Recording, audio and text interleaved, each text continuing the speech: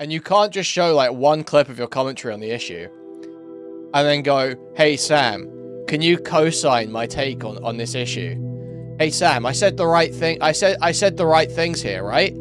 Sam, I said the right things here, right? That seems like what he's looking for.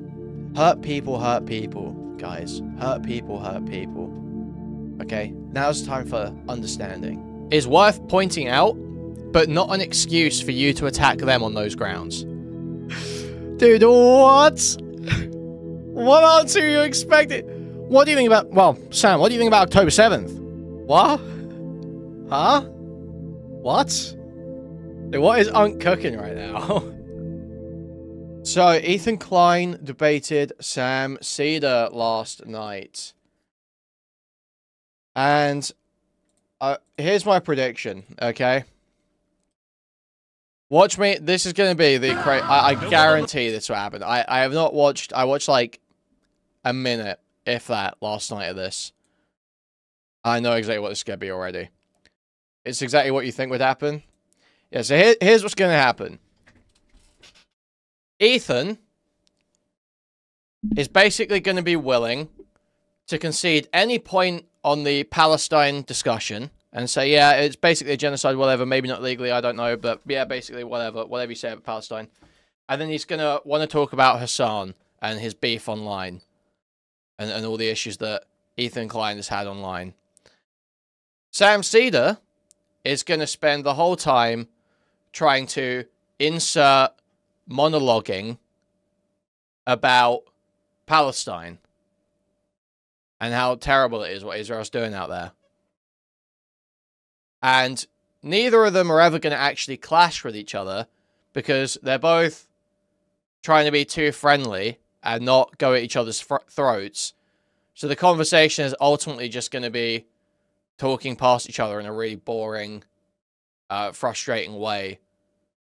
Where Sam is going to seem like a monologuing, annoying, bland lefty. And Ethan is going to seem like a irritating, internet-obsessed freak. And none of it is going to be remotely entertaining. That's my vibe. Too long didn't watch Sam totally Ethan, someone says. What? Someone saying Lonerbox. Lonerbox convinced you, Sid. What did Lonerbox say about them? I don't mind Sam Seder. I used to watch Majority Report years ago. Long before Vigeland was on there. That's for sure.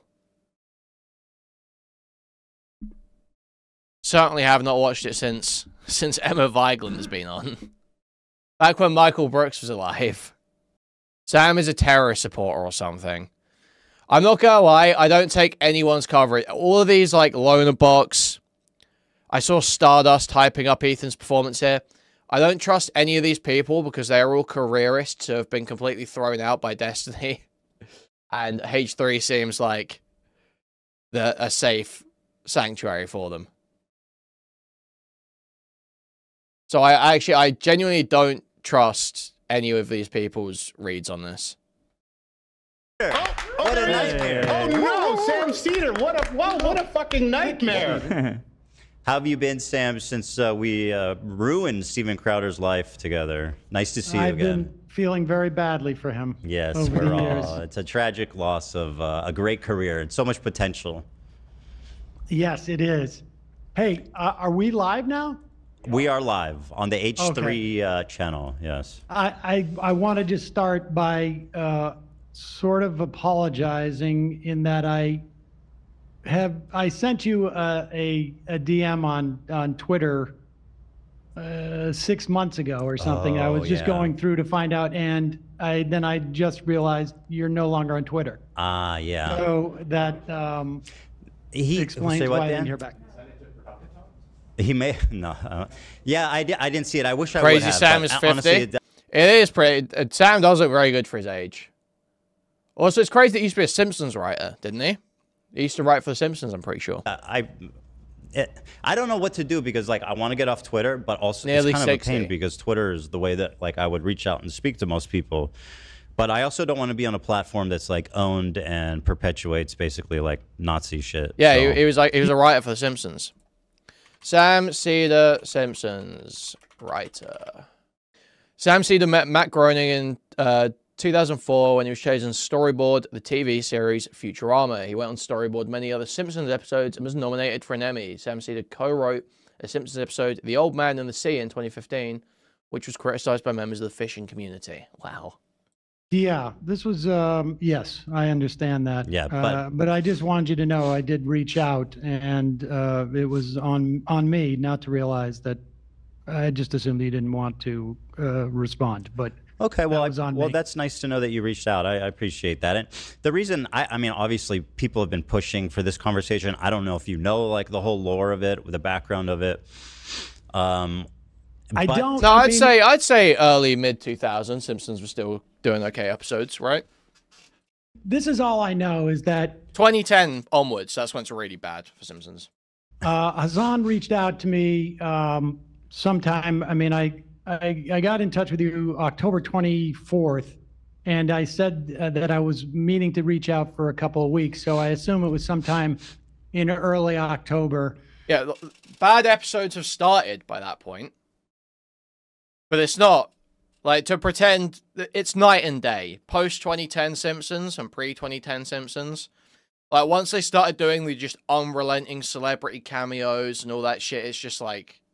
That's when it really is just unwatchable. And my thought we were just going to do this off air, but my understanding is that you and he were getting into it, and you felt like because he wasn't Jewish, he didn't have a perspective on this, and that's why he suggested that you speak to me. I don't speak for all Jews, just to be clear. Right. I speak for only myself as a in any form. Well, whatsoever. Sam, allow me to speak for all Jews, if I may, today. Please. No, well, actually, I mean, that's a total mischaracterization, which is kind of my problem with Hasan, which we can get into if you want. We don't even have to talk about Hasan. But basically, what I told him was that... Okay, so immediately, Sam saying, no, I'm not here to talk about Hasan. Okay, that's roughly what I expected. Polling data that shows that about 70 to 80% of diaspora Jews have some kind of positive feelings towards the state of Israel. And he was disagreeing with me. And I mean, this is available by polls, readily available by Pew Research just last month, showing that, and I have, I don't know if you agree with that or not, I can pull it up, but 72% of diaspora Jews have some type of at least positive feelings about the state of Israel. I was stating that fact to him, and he was saying that I was wrong. And I said, who are you to talk about this? I did not say that I only listen to Jewish people, which is a little bit of presumptuous and a little insane. No, I don't think that's not what I took him to say. But yeah, I mean, Hasan is that's irrelevant to me. Yeah. I mean, I think that I haven't seen that poll. I've seen ones that have said that they have a connection.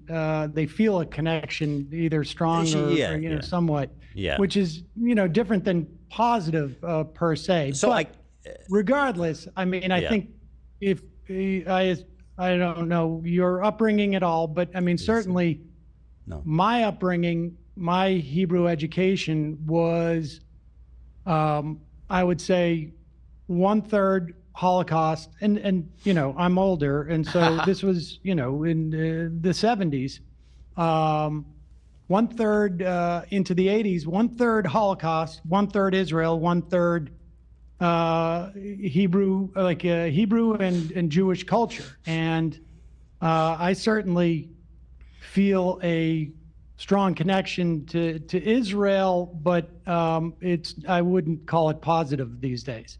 Sure. I guess I think Ethan's already lying. He told Hasan 90% of that convo, not 70%. I don't think that matters. I think the point is that most Jews do feel like some way about Israel. It was being contested in that debate that it's like a vast majority of Jews feel some, positive or connection to Israel. That is the point. And also, that is literally a conversation that happened between Ethan and Hasan almost 2 years ago, I think.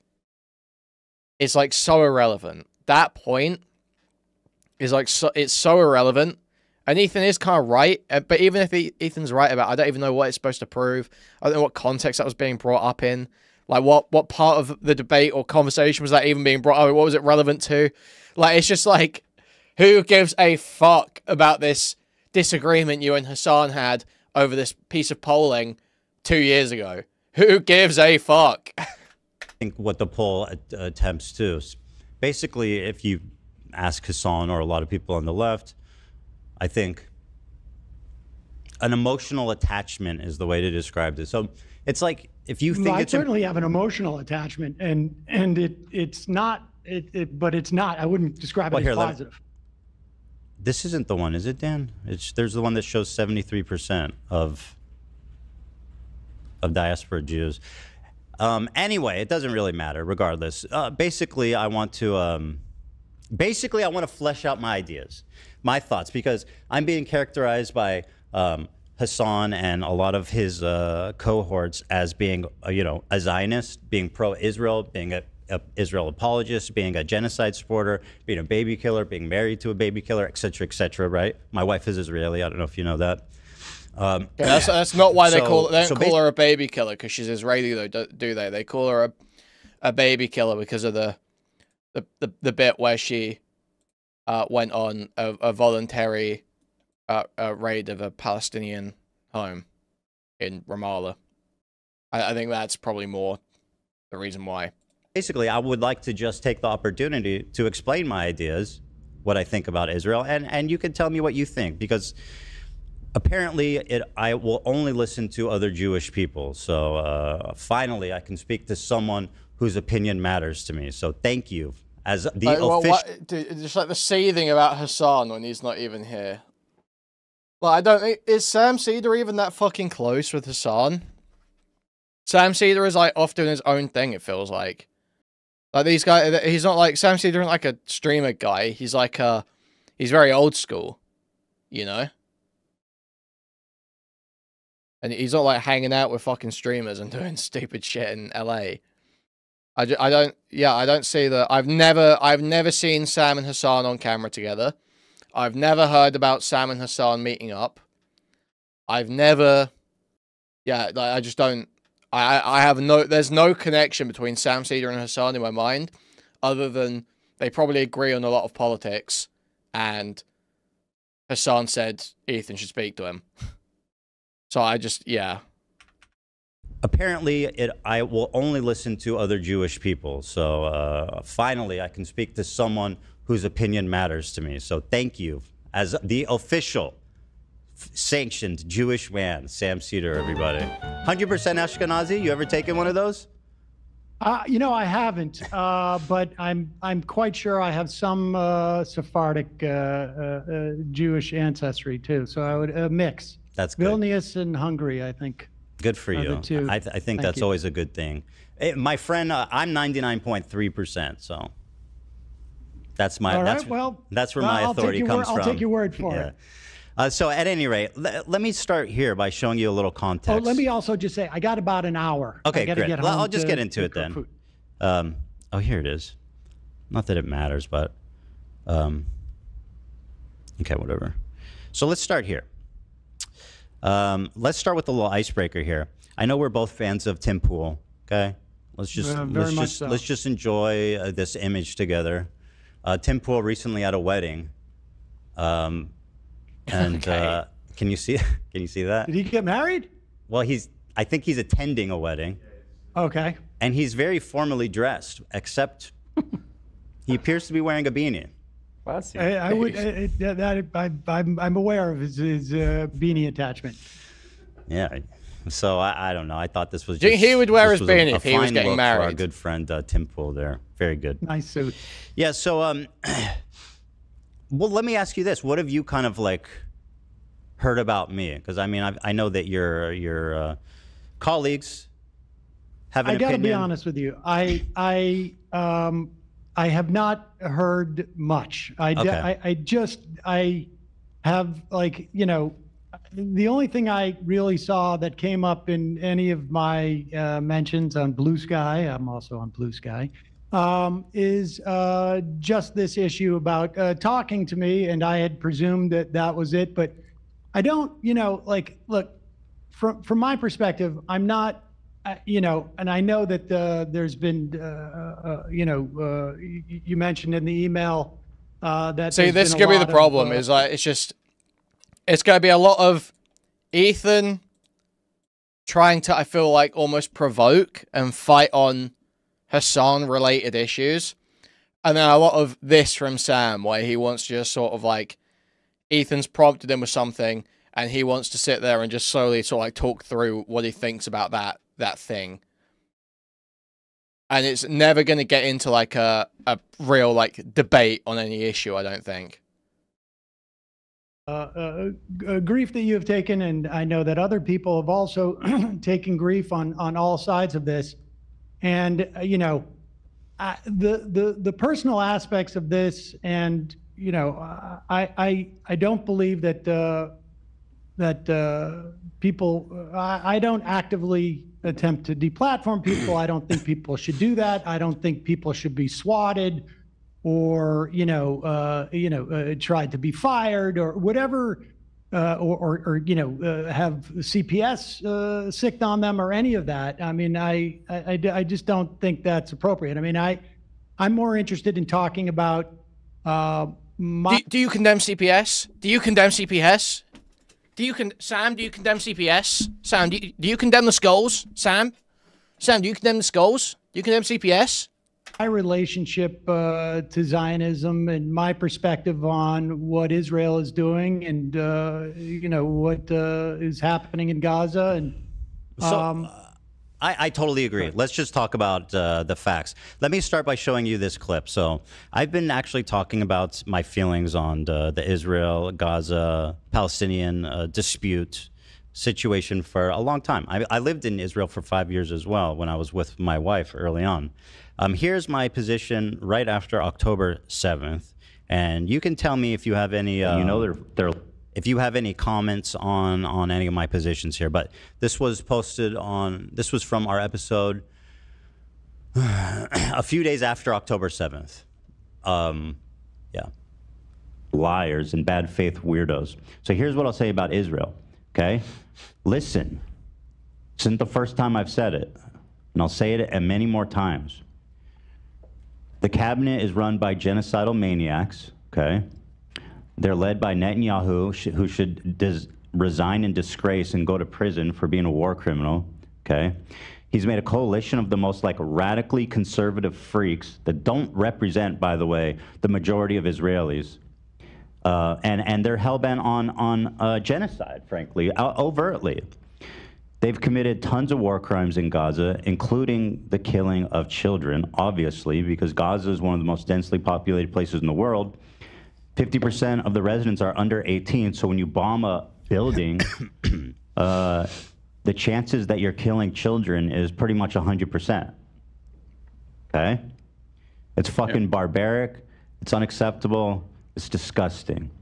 I've seen videos, you know, I saw videos of Palestinian dads holding his dead. Well, I think Ethan just wants to know why Sam is the suggested guy. What are you talking about? That literally makes no sense. So I don't know if you're like H3 fan or something. I don't know what's going on there. What do you mean he wants to know? Everyone knows why Sam is the suggested guy. Because Ethan and Sam have had interactions before. They did the whole Steven Crowder dupe out thing. Sam has a seemingly contrary attitude, if not position, towards Israel-Palestine. And is also Jewish, and it was in a time where Ethan was freaking out about anti-Semitism that it was recommended. So, I mean, it's very obvious why Sam's the guy. I don't think Ethan's confused about why Sam's the guy. I don't think anyone's confused about why Sam's the guy, except for you right now. Like 5-year-old daughter. I mean...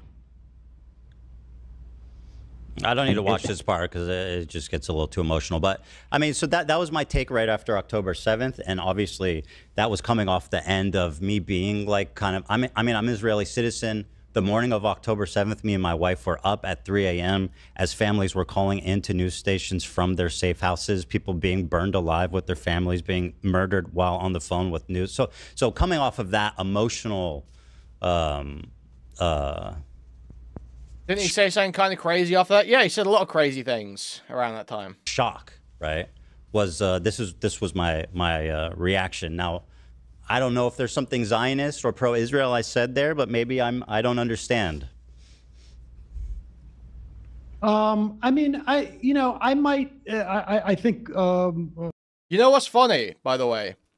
Everyone runs defense for Ethan saying, if you support terrorists, you should be terrorized yourself. You know, if you support terrorism, then you should be okay with ISIS coming over to America and exacting revenge on you. Which isn't even their argument, by the way. So you guys know this clip, right? You guys know this clip of Ethan saying, if you sympathize with Hamas, terrorists should burn your family alive. Your family should be burnt alive and shot in front of you by terrorists, because that's what your moral system allows for. Basically, that's what he says. First of all, that's not a response to the argument, because Hasan and these people don't actually argue, oh, it's actually totally awesome whenever Hamas kills Israeli civilians, you can just kill civilians as revenge. That's not what they're arguing. They're arguing that the attack is an act of resistance, and that, of course, civilians are going to die and sexual violence is going to happen in an act of resistance. It's never pretty, but that's what happens. That's what they argue. So, first of all, he's not even addressing the point that they're making. He's like just having an emotional like lash out at them. But also, the take Ethan gives there is basically the same as Frogan's US military take. Frogan says, if you don't feel bad about your service, then you should get PTSD. Ethan's like, if you sympathize with terrorists, then you should have your family killed. It's like, it's the same thing. It says, you've got an internal state of mind that means you're okay with violence. You're okay with violence being exacted against a population unjustly. Therefore, this should happen to you. Yeah, it's also pretty similar to Hasan's 9/11 quote, true. Yeah, they all make these same forms of analysis, but they will bitch and virtue signal and hand-wring when the other side does it. Both sides, to be clear.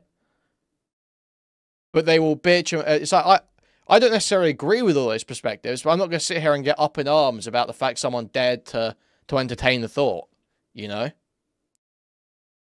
I don't know why everyone else can't have the same level of charity, you know? Like, we all do this. We all make these sorts of thought experiments, or in the moment get annoyed with someone expressing a certain perspective and go, this should fucking happen to you, dude. Like, but ultimately, no, the perspective is really, if you're in America or some other first world Western democracy that theoretically has freedom of speech, no, you should not die for your beliefs. You should not be killed for your beliefs.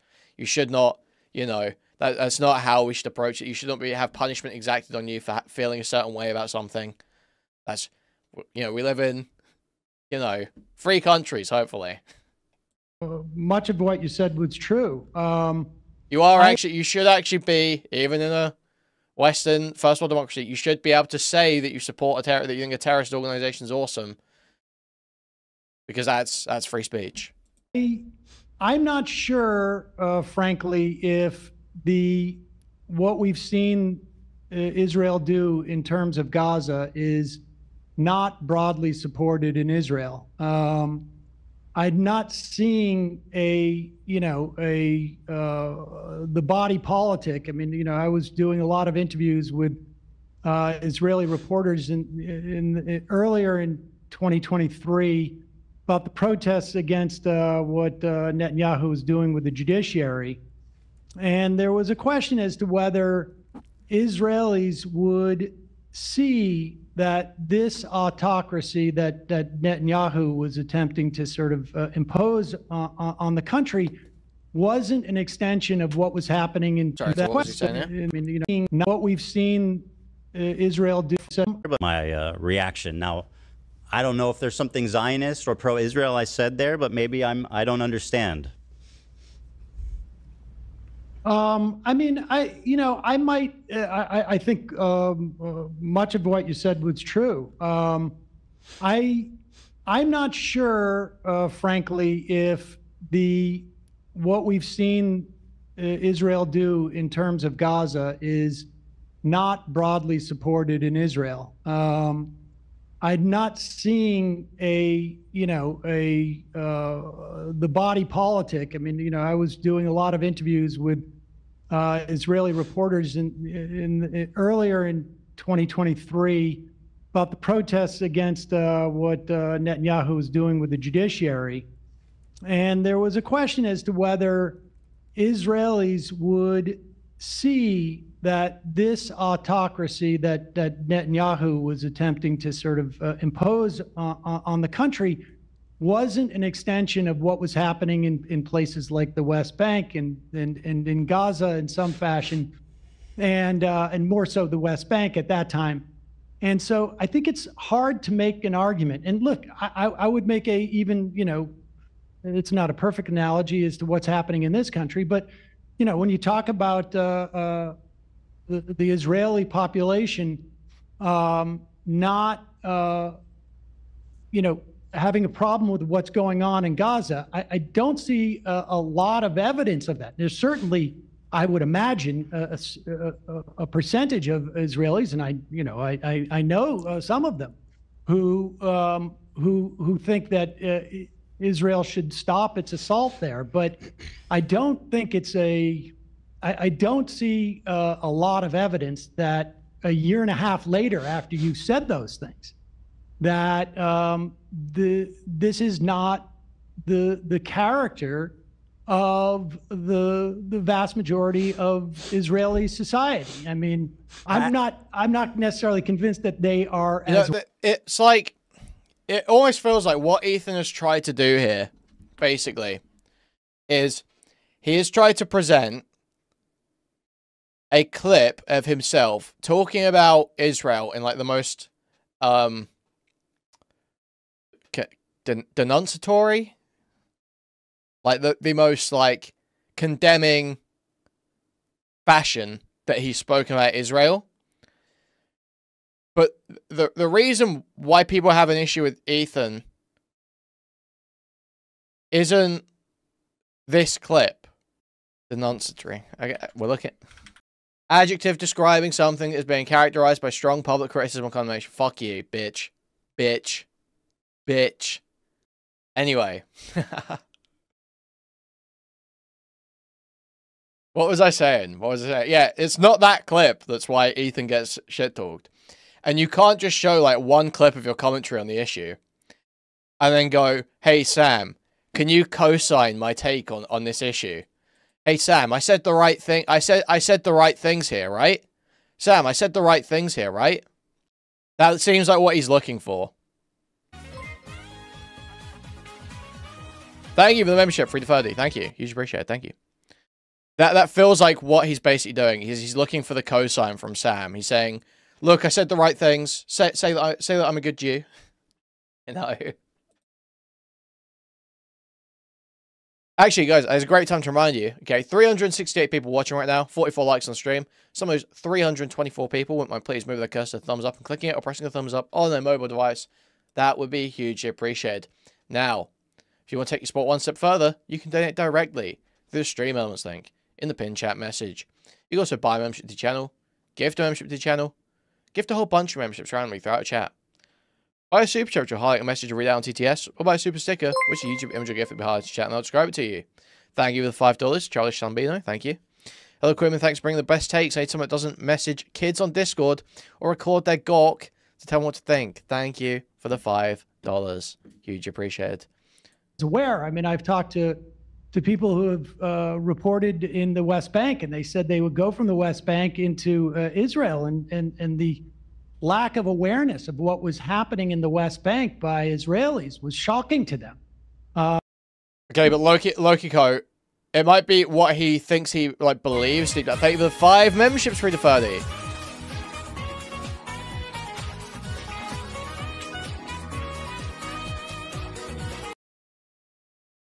You might say, oh, that's what he really believes. That's his real position in his head. You can say that. But if the reason Ethan's getting shit is for a bunch of other times where he said other stuff that isn't quite like that, then it's dishonest to try and get a cosign with just that clip. I can say, if I say red is my favorite color, But then there's a bunch of other times where I'm like, you know, I kind of like blue more than red. You know, blue's a really cool color. I kind of blue's a little bit cooler. I kind of like blue. I know green's kind of cool. Kind of interesting green. Liking green recently. Green might be better than red. I think green's better than red. I think green's genetically better than red.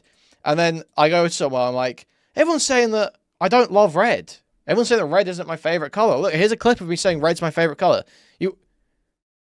This is like ridiculous, right? This would be retarded. This would be completely retarded, right?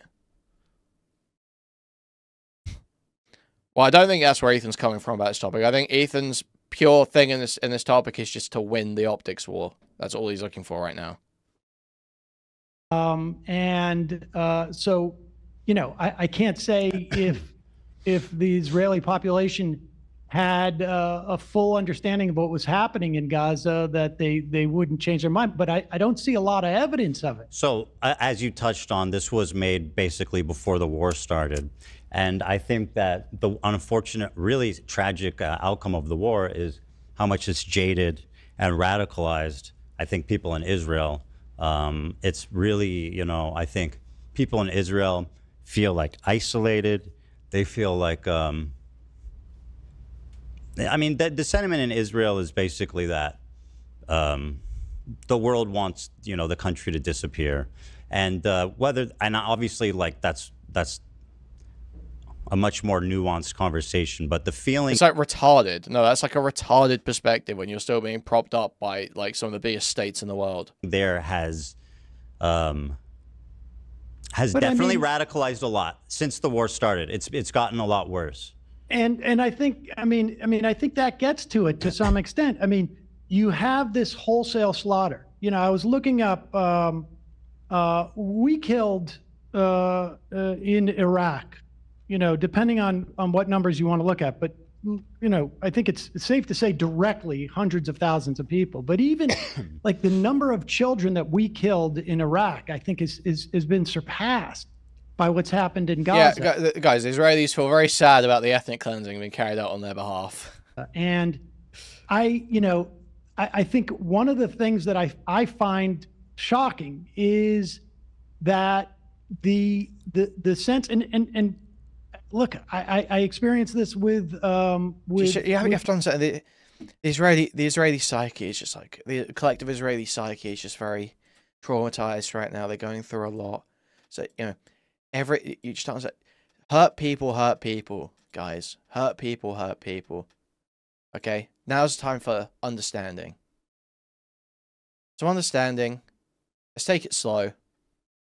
Be gentle.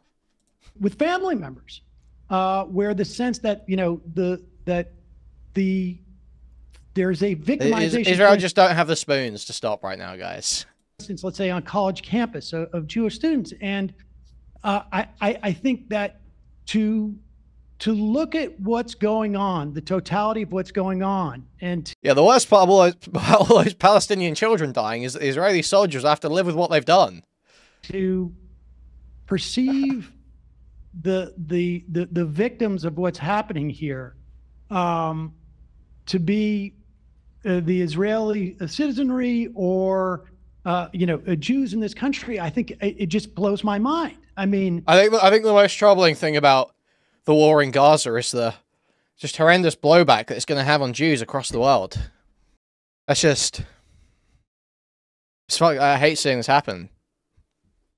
Well, I mean, people can care about two things at once. Why should people? Oh, absolutely. Absolutely. People I who agree, are uninvolved in the war, if they're being like victimized in a separate situation because of their Jewish identity, that's a problem, don't you think? Oh, I do, but you can care about two things. You can't be like, oh, these people are ridiculous for caring about anti-Semitism on college campuses because the war's happening. I mean, you know, both we can care about two things. 100%. And obviously, one is way worse, right? One is way worse. But that's the point. I mean, one is way worse than what's happening in Gaza. But who should tolerate being discriminated against based on their identity? You know what I mean? Like, of course, who wouldn't react to that?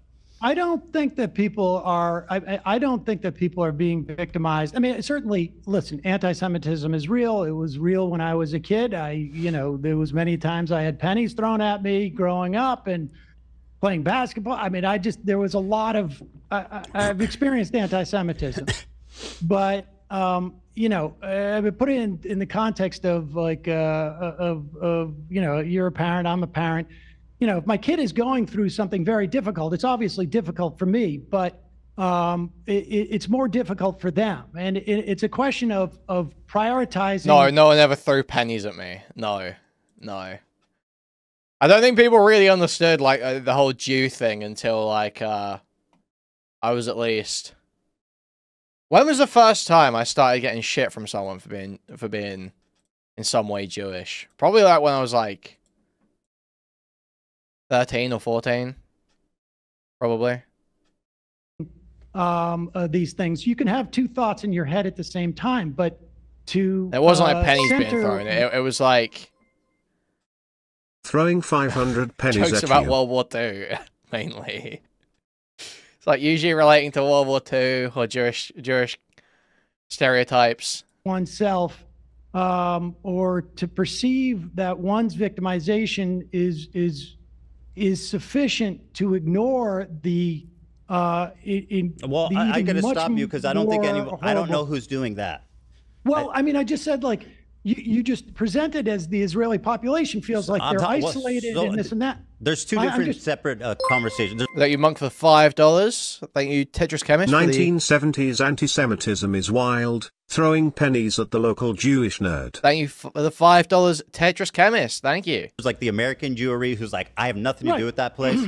And then the Israelis, right? So like when you're talking about in terms of the way that you characterize the Israeli feeling, was that they feel isolated, et cetera, and I can understand that, but to not have the first thought of like we are committing, like you say, genocidal acts, and if people want to call it genocide, I don't, you know, obviously it's got to be.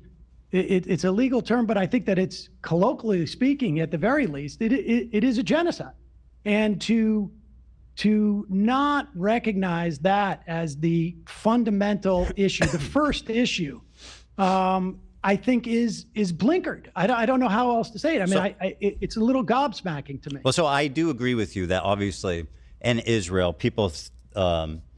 I think the problem, and just to say on a higher level, I agree with you. Like, obviously, the people in Israel compared to like what's on October 7th, they were victims.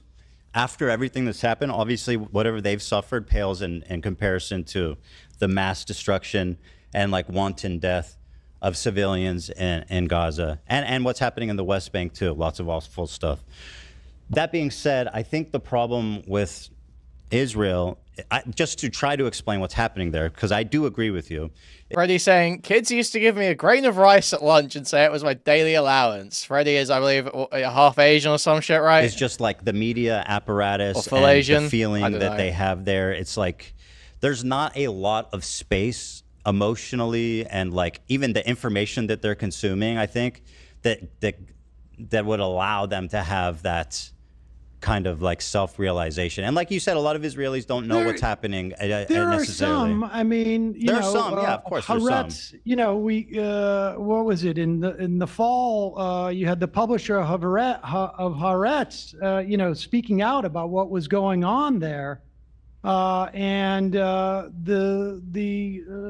paper was essentially, you know, a cutout, or there was an attempt by the government to basically shut them down on to some extent. I mean, so... Well, so what's your explanation why Israelis don't care? It's not that they're evil, right? Well, I think, look, there's... I'm sure that there is a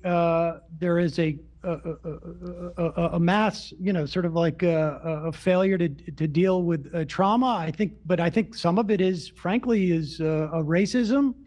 And I think, you know, how can you explain, you know, how can I explain how I just watched a clip of people at a Trump rally chanting USA, USA, to watching a video of people being, you know, taken into that prison in El Salvador and having their head I mean, I don't know how I can explain that. So I don't know how I could explain how the Israelis... I think this is totally fine. It is kind of like a retarded question. Like, how does any population become okay with massive abuses of human rights, right? It's like a complex question. It's like, what do you mean? Like, what do you mean? Where's it coming from? Like, different people have different ideas about it, but fundamentally, it's because of the environment and culture in the country that has reinforced these ideas. Basically, that's what it comes down to. Obviously, they're not inherently evil. Israelis aren't inherently evil. You know, the people in Germany in the 1930s weren't inherently evil. It's a culture and a set of factors, material factors, play into it quite a lot that lead to these ideas taking root and being approved of. Sam doesn't think they are. Sam doesn't think they are. Sam does not think people are inherently evil like that. That would be like, that's so retarded. Able to the extent that they can see what's going on in Gaza. Dude, some of you people are just like so deranged and fucking stupid. It's actually crazy. Have that reaction, but I know that it's wrong. And I think, you know, some of it undoubtedly is a racism. Some of it is, you know, maybe some type of mass failure to deal with trauma. I mean, I don't know all those things. I think, you know, part of it, I think there's a... So, okay, this Pixie person in chat saying, America needs to keep the Middle East in check, and Israel is there to do just that. So, just say straight up, you are okay.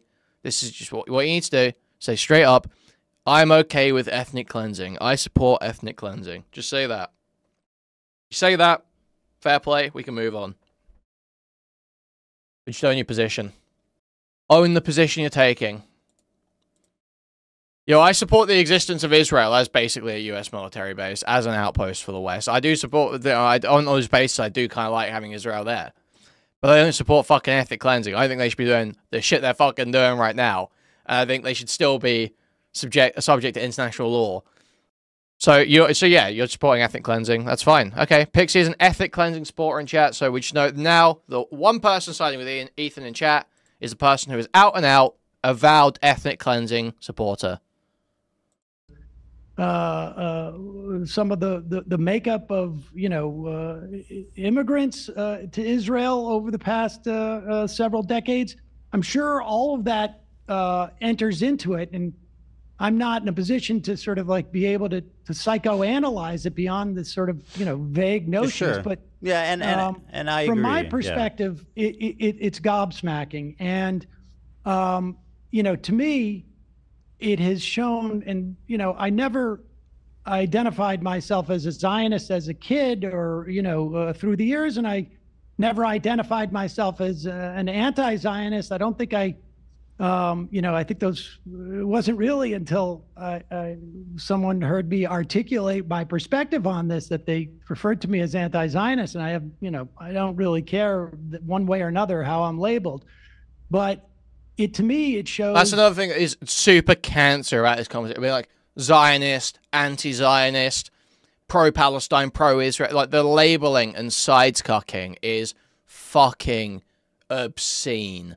It's one of the most, like, beyond most other politics issues, one of the most polarized, sides-cucked discussions that seeps into even the ancillary conversations about it, like these drama conversations. Even in these, it is so sides-cucked.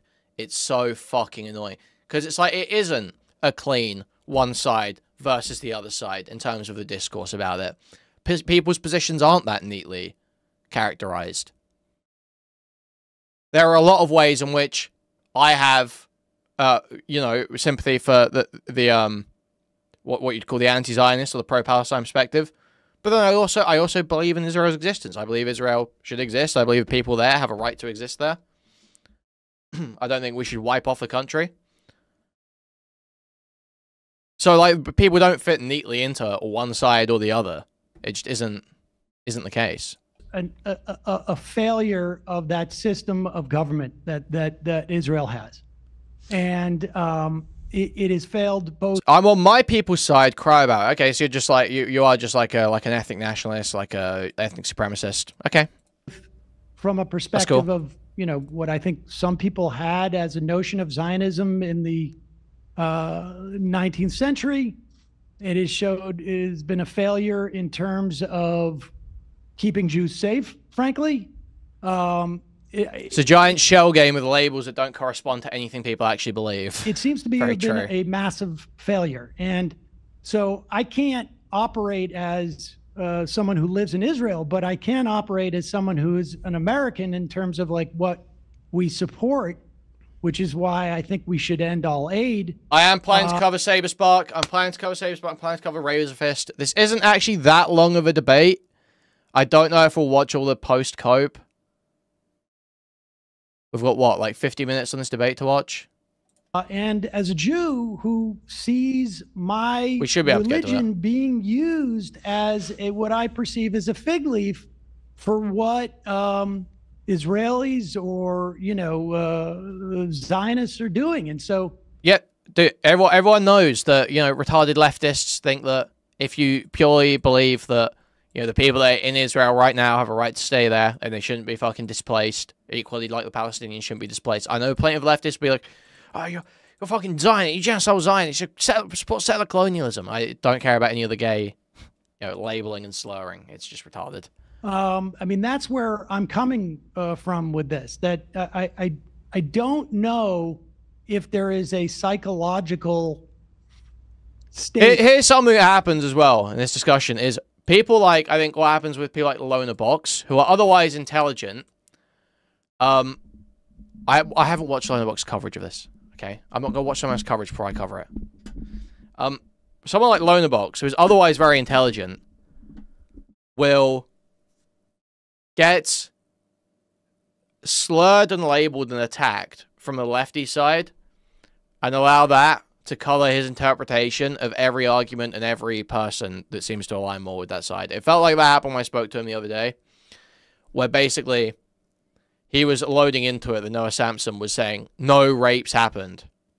But it wasn't, Noah Samson wasn't really saying that, and his read of that was coming from speaking to other lefties. It's like, well, not everyone is, people, like I said, people don't fit neatly into these boxes. They're like just going, well, because this guy is sort of associated with these people and has something in common, I can divine his belief. Okay, talk in full sentence. I don't think that's what's going on. What is that? That's what's going on, but I get why someone would think that. What are you even saying there, man? Chatters are dumb as hell. Can we just... Actually, we're going to take a moment with Liberal Latino here to... Let's analyze how fucking worthless this chat message is. So, for one, I can't identify what it's about. Okay? I can't identify what this is about because this uses that instead of referring directly to something about the position that I'm stating. So I don't know what he's even disagreeing with. And then he says, but I get why... I don't think that's what's going on, but I get why someone would think that. So, in addition to not identifying what he's referring to, he's also completely failed to contest anything I'm saying. He's just saying, I disagree. No. Nah. That's all he said. He's going, nah. Nah, actually. So we've got no articulation of what he's referring to, and no articulation of why he disagrees. So it is like a completely worthless chat message on two levels that for some reason he wastes his fucking time typing. That can justify this. In fact, I don't think there is. And so, it's just an attempt to understand, not justify. Because, I mean, it is what it is, right? Like, it is the way that it is. And so that's for a reason. And it's just trying to explain it. That's all. I agree with everything you're saying. But actually, one thing I want to pivot to and ask you about. Do you think that we should... Your fault for having a guy named Liberal Latino in your chat. That's like having a guy named Idiot Racist that you constantly engage with. Okay. cut all aid to Israel? I think that'd be justifiable, yeah. And we're talking about like military and stuff. Yeah, for sure. Israel. I mean, Israel can make their own bombs and shit. Every if they need, like, they don't need American military. Yeah, I agree with you on that. I think they do need it to do what they're doing, without a doubt. And well, what I mean is they're not entitled to it. To say more accurately. Yeah. So yeah, I think military aid should be cut for sure until. As a Jew, and I mean, obviously you have a different connection to Israel than I do, as That walk back from Ethan, I didn't catch a walk back. There was a walk. So let's run this back. Let's hear this. Sorry, I was arguing with chat, so we do need to just hear exactly what they were saying here. A video of people being in the fall. That being said, I think the problem with Israel, just to try to explain what's happening there, because I do agree with you, is just like the media apparatus and the feeling that they have there. It's like there's not a lot of space emotionally, and like even the information that they're consuming, I think that would allow them to have that kind of like self-realization. And like you said, a lot of Israelis don't know what's happening necessarily. Are some. I mean, there are some. Yeah, of course, there's some. You know, what was it in the fall? You had the publisher of Haaretz, you know, speaking out about what was going on there, and the paper was essentially. Dude, what are you saying, Deep? I don't what I worry about even saying H3B. I don't even know what that could possibly that is, like what the joke is there. I'm worried about it. You know, a cutout, or there was an attempt by the government to basically. Is just like a next level anti-Semite. So I just don't know. I don't know what's. You know, I don't know what that means. I don't want to read any of it. Please shut them down on to some extent. I mean, so. Well, so what's your explanation why Israelis don't care? It's not that they're evil, right? Well, I think, look, there's... no, Deep Rama's profile picture is that Echo of Tragedy guy who was, like, sharing around those girls' nudes in commentary or whatever. That there is a mass, you know, sort of like a failure to deal with trauma. I think some of it is, frankly, is a racism. I think, you know... How can you explain, you know, how can I explain how I just watched a clip of people at a Trump rally chanting USA, USA, to watching that is a racism. Some of it is, you know, maybe some type of mass failure to deal with trauma. I mean, I don't know all those things. I think, you know, part of it, I think there's some of the makeup of, you know, immigrants to Israel over the past several decades. I'm sure all of that enters into it, and I'm not in a position to sort of like be able to psychoanalyze it. Pixie, you're just saying like retarded shit. Not supporting your own country is retarded if you live in a first world country. Like, who is talking about not supporting their own country? You realize I could support my country and disagree with a foreign policy decision. Like, I could think the UK is awesome, but the Bengal famine was bad, you know? Not that that was as intentional as people want to pretend it is, but regardless.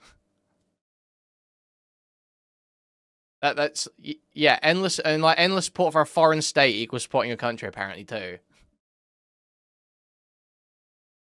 You don't have to support every single thing your country does. You can support the existence and furtherance of your country, increase prosperity, whatever. But you don't have to support it at any cost to other people. That's not necessary. You don't have to do that.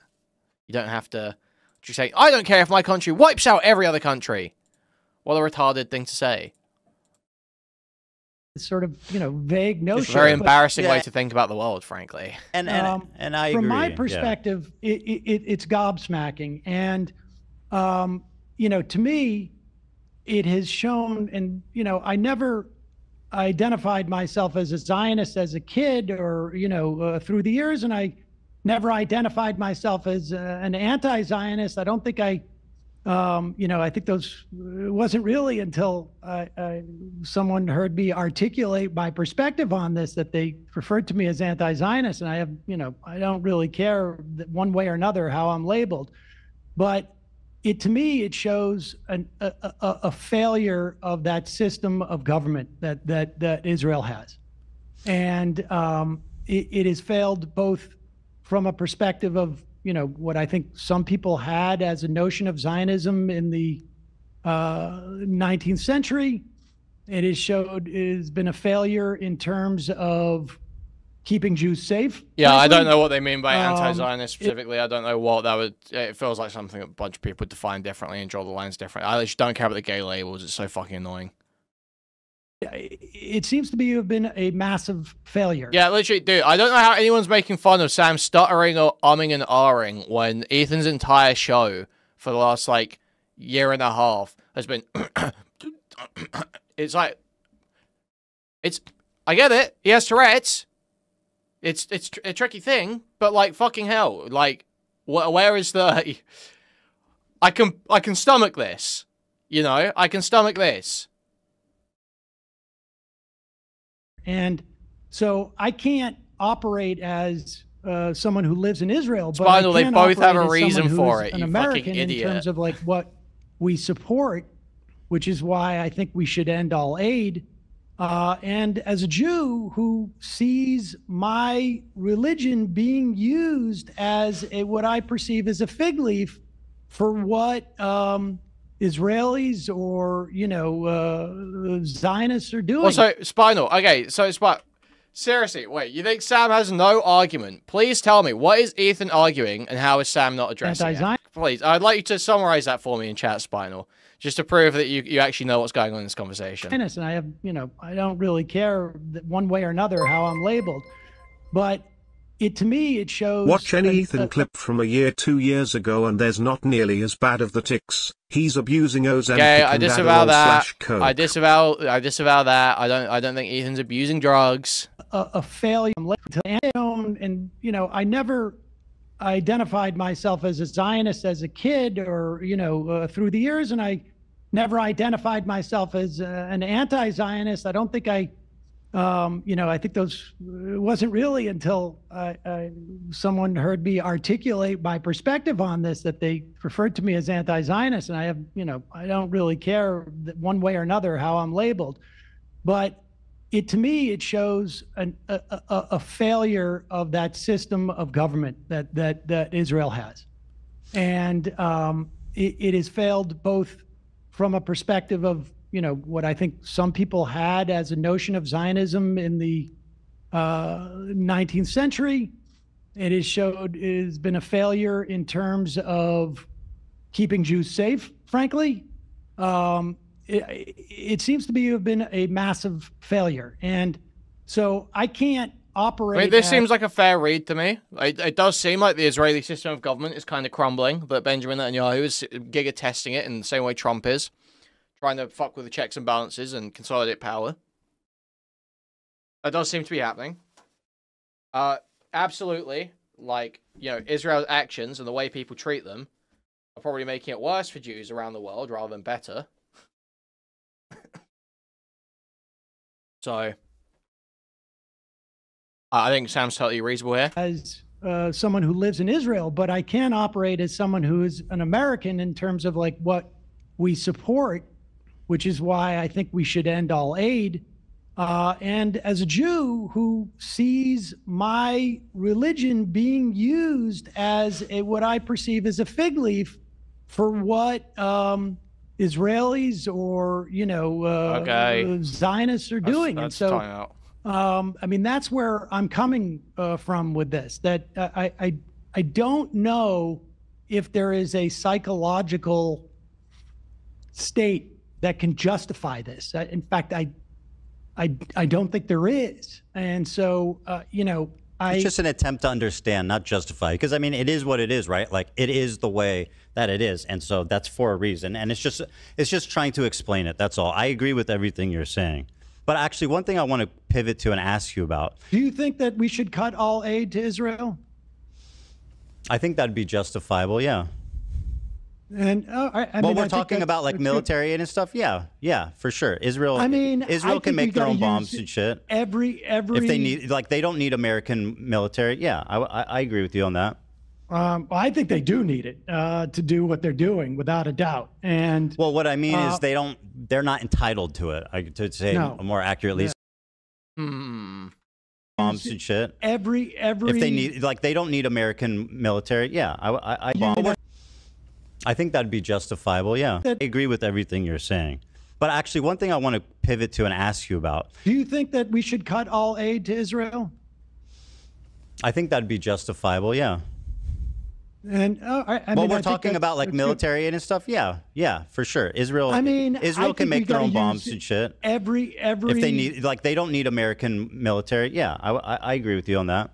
I think they do need it to do what they're doing, without a doubt. And well, what I mean is they're not entitled to it. To say more accurately. Yeah. So, I think that, okay, I don't think that's a walk back. I think Ethan did mean to say that the first time around. I think it was said clumsily. I think he did mean to say that they're not entitled to it. I think that is what he was trying to get at.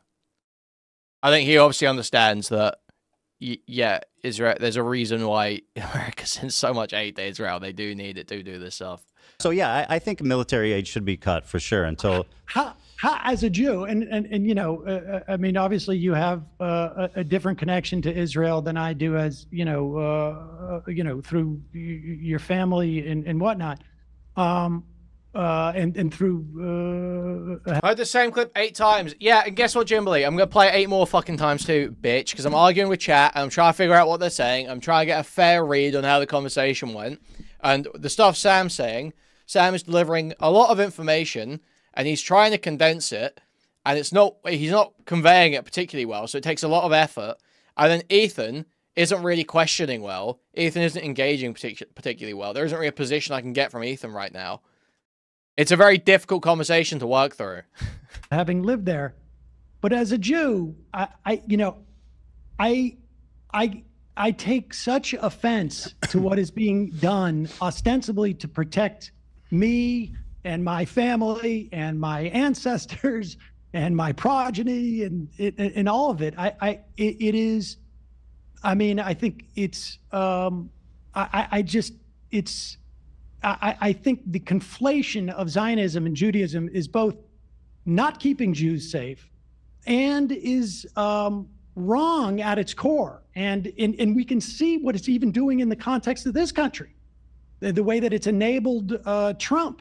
Dude, the Uncaside is coming. The Uncaside is coming. Fuck age war. The age war. The Uncaside. It's happening. It's coming. Millennials and up. You're on watch. To attack universities and to attack law firms and whatever. And so I don't know. And if you agree with that, great. If not, I'm happy to discuss it with you. Yeah, no, I mean, I agree with everything you're saying. And part of the reason why, like, this chasm started between me and, you know, Hasan is very influential. So when he decides that somebody is an enemy of the movement for criticizing him, which is what I perceive happened, then it kind of becomes reality. For example, one of my criticisms of his is him not supporting Kamala Harris. Now, would she have stopped the war and been like a perfect dove? I don't know, but I know she would have been better than Trump. I know that for sure. Trump's posting like this insane Riviera, Gaza, the Riviera with Trump hotels. I mean, that's and like this is just kind of stupid, I think, from Ethan. Well, people should have voted Kamala. Like, where is this even coming from? Like, it's not saying, I think it totally misses the point to say, well, the problem is people didn't support Kamala. People like Hasan weren't promoting Kamala. No. The problem with the election was on the candidates and the DNC, fundamentally. It was them that fucked up. It's their responsibility to get the votes. It is other people's responsibility to vote too, sure. But that happens on a broad scale as a result of the decisions of the campaign.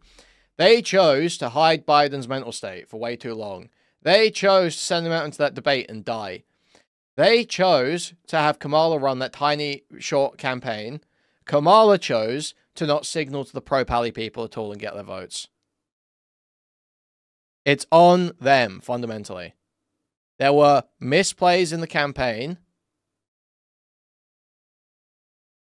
that led to Trump winning. To turn around and go, no, it's Hasan's fault, is so narrow-minded and so narcissistic. It's unreal. And Erudite does this shit. Destiny does this shit. Ethan's now doing this shit. It's pathetic, frankly. It's very pathetic. It is very clearly, to me, either a delusional narcissism where they believe that their personal grievances are the center of the universe, or it is a dishonest cudgel with which to attack the people they don't like in content creation. It's one of the two. I think it differs between people. It's that somebody is an enemy of the movement for criticizing him, which is what I perceive happened, then it kind of becomes reality. For example, one of my criticisms of his is him not supporting Kamala Harris. Now, would she have stopped the war and been like a perfect dove? I don't know, but I know she would have been better than Trump. I know that for sure. Trump's posting this insane Riviera, Gaza, the Riviera with Trump hotels. I mean, that's and like he's sending the 20-pound bombs. He's telling Netanyahu, you have a blank check to do whatever you want. Now, like, it just came out that Biden didn't, did nothing to. I mean, listen, I think. Well, I'm talking about Kamala. I suspect that I suspect that she would not have had the same policies as Trump. But at the same time, I think that it was a massive failure, both on a real human. Wait, there's no way this is true. She sent Bill Clinton to Michigan to talk about Judea and Samaria. That's a joke. That didn't happen. That's not a real thing. They didn't do that. You're joking. I've never heard that before because that never happened.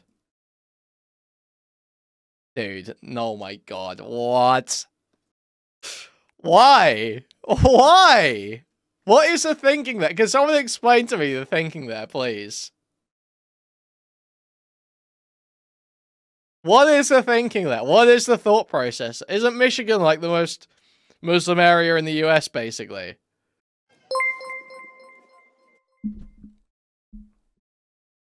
Leftists are simultaneously at fault for liberals losing elections and are such an insignificant faction that you don't need to signal to them. Thank you for $4.99. Very true.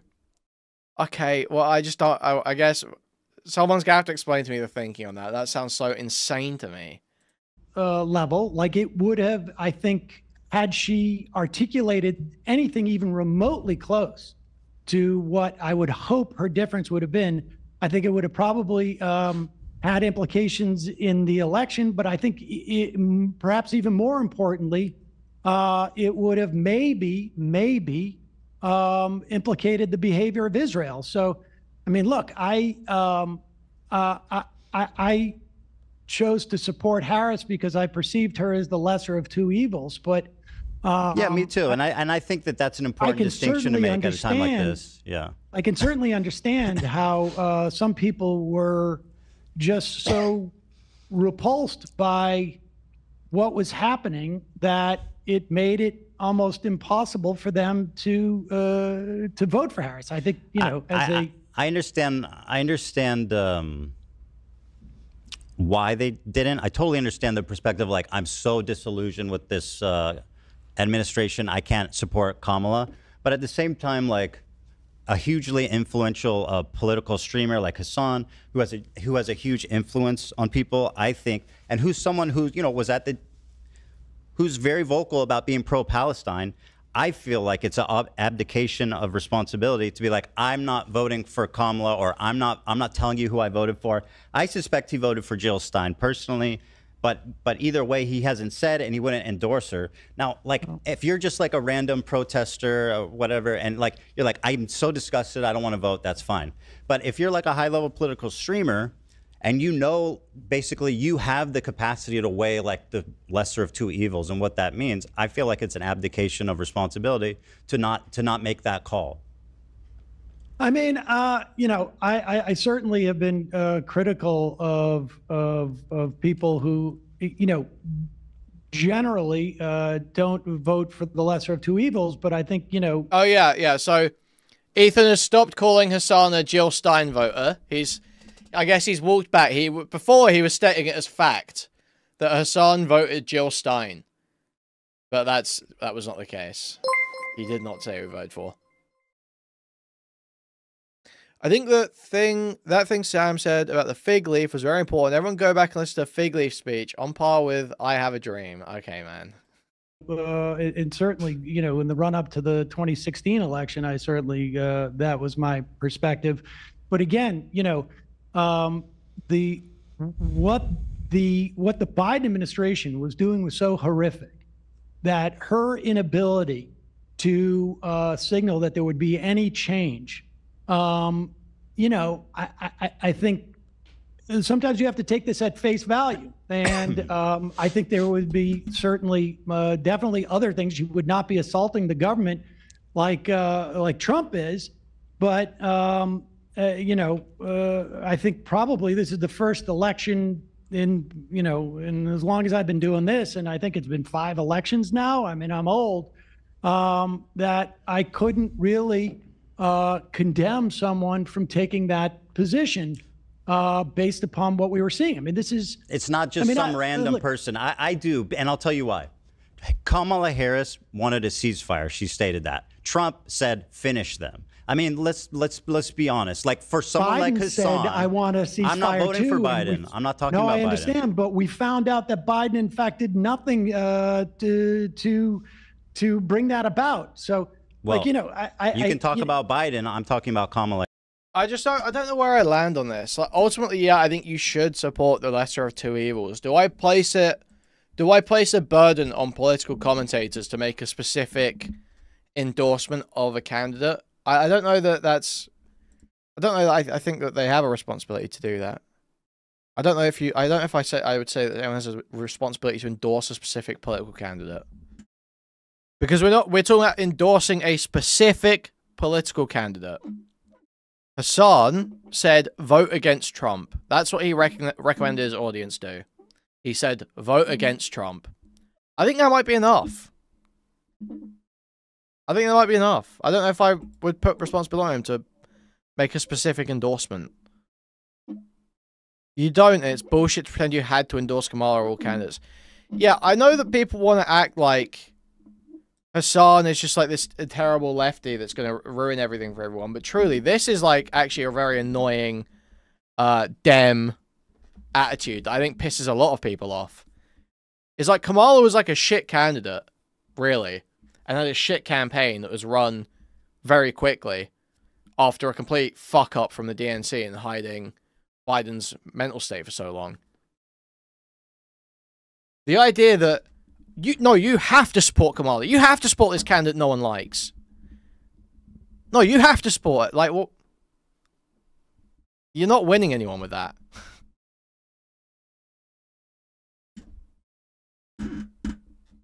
Like, it's the same with the Hillary stuff, right? Back in 2016. People were like, you've got a moral responsibility to vote for Hillary Clinton and all that shit. They have to... Candidates have to win votes. You can't just, like, hand-wring at people until they support the candidate you like. And that's what feels like is happening, basically. No, see, Pixie, you've just outed yourself as a complete retard. Again, not that you haven't done that already 6 times in this chat. Now, you can't really say how much genocide is bad and then not work to vote against the person they thought supported genocide. He did work to vote against him. He said, vote against Trump. That's what he told his audience to do. That's what he said he was doing. The issue people have is he didn't endorse a specific candidate. He did not throw his weight behind Kamala. But he still thinks there would be genocide under Kamala, right? That's what they all think. That Kamala wasn't going to change anything because she didn't do anything to win their votes. So, yeah, I don't see that he has a responsibility to endorse Kamala. I don't think that's true at all. He recommended voting against Trump. He was anti-Trump. He believes Kamala would do genocide too. He believed Biden was doing genocide. I don't think he has a responsibility to endorse Kamala at all. I don't think that's reasonable. I don't think that's a good approach. The candidate has to win the votes. You cannot just scold people until they vote for the candidate you like. It's totally self-defeating. Harris. What she said. I mean, well, she's the vice president. I mean, at the end of the day, she doesn't really do that much, right? No. But I'm talking about the candidate. Biden, as a president, said he wanted a ceasefire. She is a candidate said, I want a ceasefire. Well, do you not, But even if you're like, I don't know how much I trust them, one's like, I want a ceasefire, and the other one is like, finish them. Well, listen, I think it was certainly obvious to me that Trump was going to be worse. But I think, like, if you're trying to get the candidate to show some indication of this, I can understand that. I mean, I wouldn't do it. I would disagree with it. But yeah, and I get your point too. not, Like, ultimately, I understand why people wouldn't want to support them because of what they've seen, and like that, it feels like it feels like it also shows a tremendous amount of just like electoral malfeasance on her part. I mean, they made an active choice. And I think, you could have put that Palestinian lawmaker from Georgia on stage. They made an active choice to signal to whomever they were signaling that they weren't going to do anything. Now, I happen to believe that she would have been better on this than Trump, but they were making an active choice to do that. I mean, it was really electoral malfeasance on her part, in my opinion. But I don't know what the point of litigating this is per se, but well, we're talking about kind of my criticisms of Hasan and how this well, let me show you this. I don't care. Yeah, about, I know. Let me show you this. This is more. I honestly. Yeah, you don't care. I know. I don't care. I don't. And why should you? I don't blame you. We talked about anti-Semitism, and you think that I don't want to put words in your mouth, right? But you seem to have conveyed that, compared to the destruction and everything happening, the genocide, the loss of life in Gaza, the humanitarian crisis in Gaza, that obviously that's way more important. So let me show you an example of something. And again, I know you don't care about the drama. To me, this isn't drama. This is one of the biggest, most influential streamers spreading something that I think is really dangerous. And you can agree or disagree, but it's a short clip, but I'll show it to you. And you tell me what you think. This will never happen, but in a totally just world, any kind of, regardless of your background, any kind of fucking Zionist tendency should be treated in the same way as being a fucking rabid neo-Nazi. And you shouldn't even let someone be the fucking local dog catcher as Felix was posting, if they've ever exhibited any sort of like positive feelings about the state of Israel. I'm so serious about this. Now, so I was like with him on the first part, and then you lose me at the end. If you've exhibited any positive feelings about the state of Israel, that's retarded. I was with him at the start. Yeah, I think if you believe in like expansionist Zionism, where you're like okay with everything that's going on, yes, that should be treated similarly to being a Nazi. Yes. However, the idea that extends to anyone who's ever expressed any positive sentiment about the state of Israel, it's kind of retarded. Kind of retarded. By the way, he didn't misspeak. He doubled down on it yesterday. He said, no, I agree. That's what I think. Now, just to recap, he says, anyone that's had positive feelings at any point about the state of Israel is a neo-Nazi that's not fit to be a dog walker. Now, to me, that seems like extremely dangerous, dehumanizing language about what could arguably be 70% of the Jewish diaspora. Oh, we gotta do this again? Most Zionists don't believe in expansionism. It depends what you look at, how you define Zionism. Personally, to me, people I speak to often, more reasonable people, generally there is an inherent expansionist element to Zionism. It's kind of part of it. It's the idea of a spiritual, like, you're owed that land. You're owed that. I'm owed that land. God promised me this land 4,000 years ago. Just saying, I don't think the Israelis that are there now should be completely, raped out of their homes and have everything flattened. That's not being a Zionist. Like, what is this totally retarded question? Michelle, why do you embarrass yourself like this? How many Israelis have you spoken to? What do you think you're even responding to there? What do you think that even matters to? It's like so crazy. So embarrassing. You're such a dick. Yeah, I'm being a dick to someone who's saying retarded shit in a snarky, annoying way in my chat. Yeah. Yeah. But yeah, I think there is an expansionist element that has to be there for it to be really Zionism. I don't think just saying that you don't think these people should be raped out of their homes is Zionism. I think that's stupid as fuck. Stupid definition. I think that's a deliberate conflation of definitions to try and manufacture more support for Zionism, basically. And certainly probably people you know in your family. I'll tell you, there's some hyperbole there, but that's putting it mildly. I mean, he says Zionism, and I'll tell you what I think is really. Sorry, I got to correct you. He says Zionism, and then he says if you had positive feelings about the state of Israel at any point in your life. I got to tell you, if you look at what's happening right now, and you have positive feelings about Israel, he said at any point in your life, Sam. Just to be clear about what he said.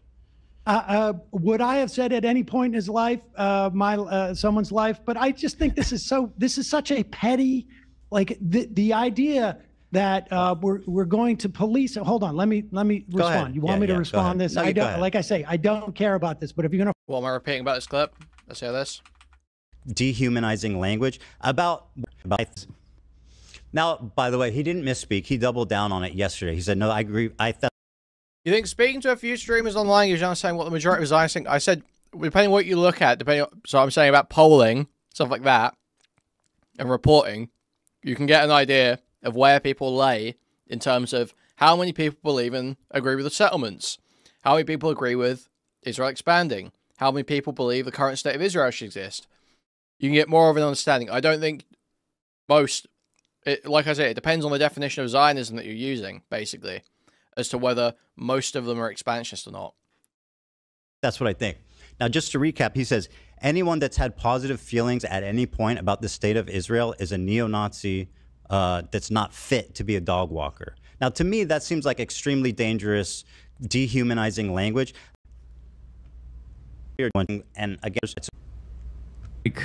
this will never happen, but in a totally just world, any kind of, regardless of your background, any kind of fucking Zionist tendency should be treated in the same way as being someone be the fucking local dog catcher, as Felix was posting. If they've ever exhibited any sort of like positive feelings about the state of Israel, I'm so serious about this. He said ever. He didn't say any. He didn't use the term any point in your life. He said ever. Tell you, if you like. But no, human not fit to be a dog walker. Now, to me, that seems like extremely dangerous, dehumanizing language about what could arguably be 70% of the Jewish diaspora, and certainly probably people you know in your family. I'll tell you, there's some hyperbole there, but that's putting it mildly. I mean, he says Zionism, and I'll tell you what I think is really. Sorry, I got to correct you. He says Zionism, and then he says if you had positive feelings about the state of Israel at any point in your life. I got to tell you, if you look at what's happening right now, and you have positive feelings about Israel, he said at any point in your life, Sam. Just to be clear about what he said.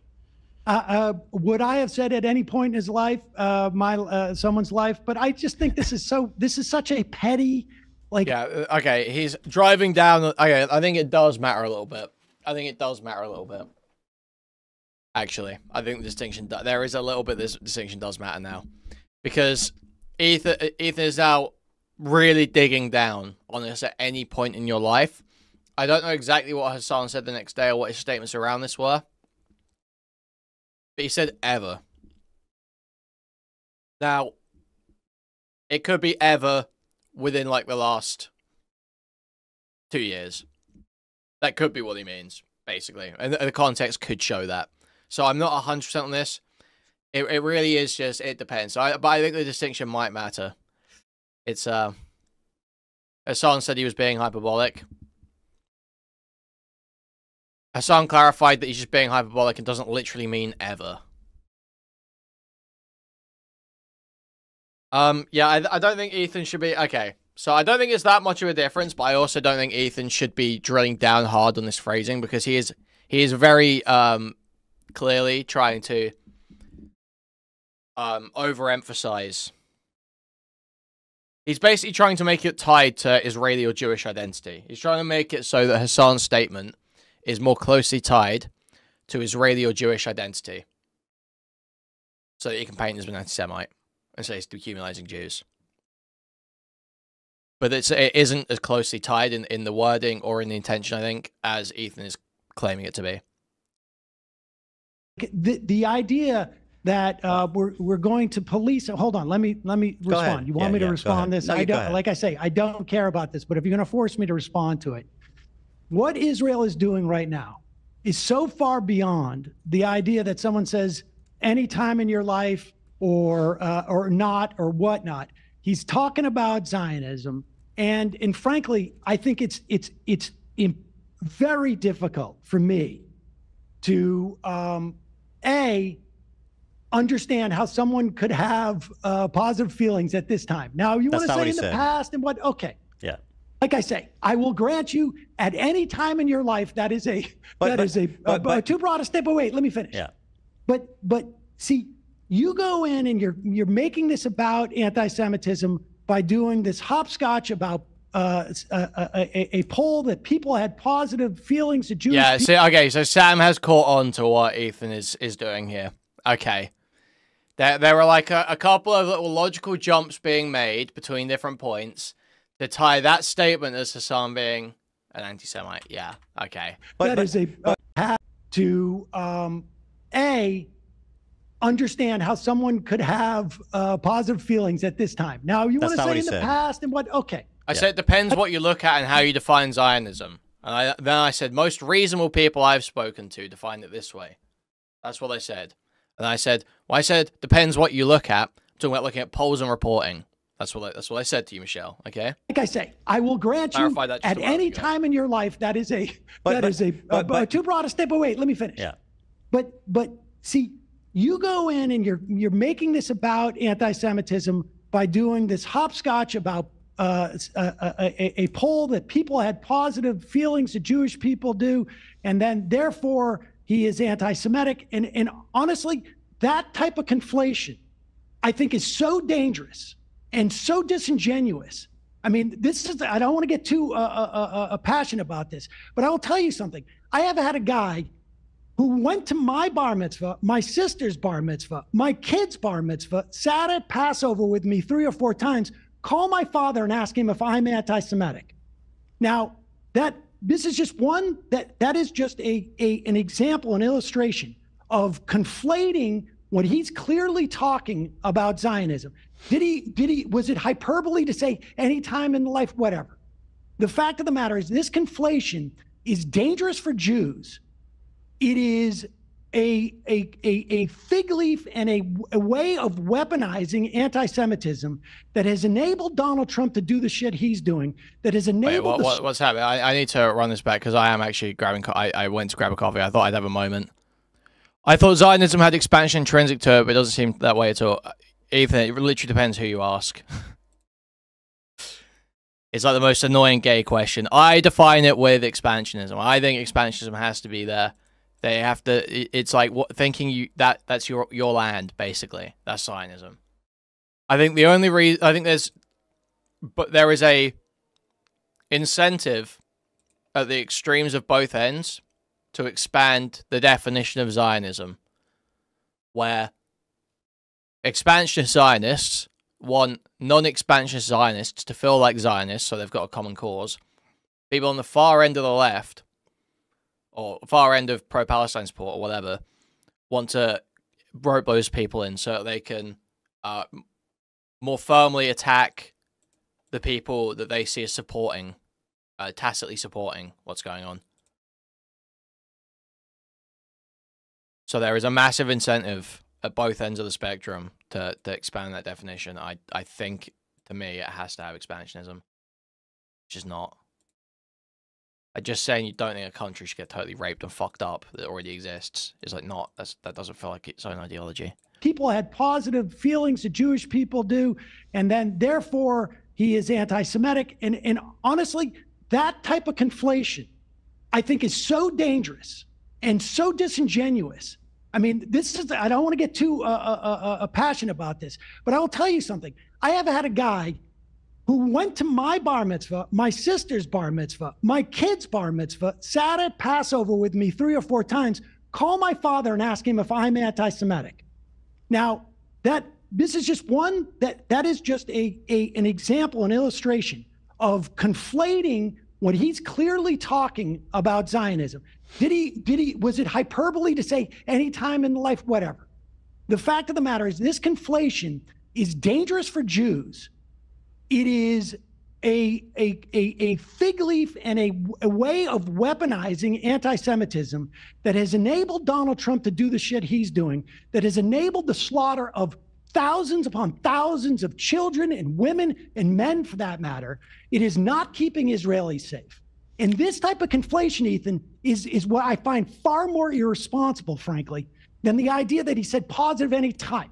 I mean, look, you do a show Sam, 4 hours a day. He does a show 5 or, as far as I could tell, 15 hours a day. And to focus in on that. C-Space, I'll just time you out. No one cares about gay trolling. Tiny clause. This is not one tiny clip, Sam. Well, you don't know. This is a totality of behavior. But you wanted and by to the bring way, this it's easy. up. And I appreciate that you can hand wave it away and say that it doesn't. No, I'm not hand waving it away. Well, you kind of are. I'm saying this You're saying conflation. It doesn't. You're saying actually I'm wrong for caring about it. No, yes. In fact, I'm saying this conflation is incredibly dangerous. It is disingenuous. I think it's dangerous right now, to ignore what's being described as dehumanizing violent language for American Jews that have nothing to do with the war. That is a complete mischaracterization of that. It's not. He's not fit to be a dog walker. He never says the word Jews. He says a neo. Listen, how many? Yeah, okay. Yeah, it's not an anti-Semitic statement. I'm sorry. This is conflating anti-Zionism and anti-Semitism. Is it a politically radical statement that I find to be against liberal values and I would condemn because I disagree with it? Yes. Is it an anti-Semitic statement? No. Members of Kufi have positive feelings towards Israel. Let me say, wait. How many millions of members of Kufi, the Christian organization, have positive feelings for Jews? It is clearly not a function of their Judaism.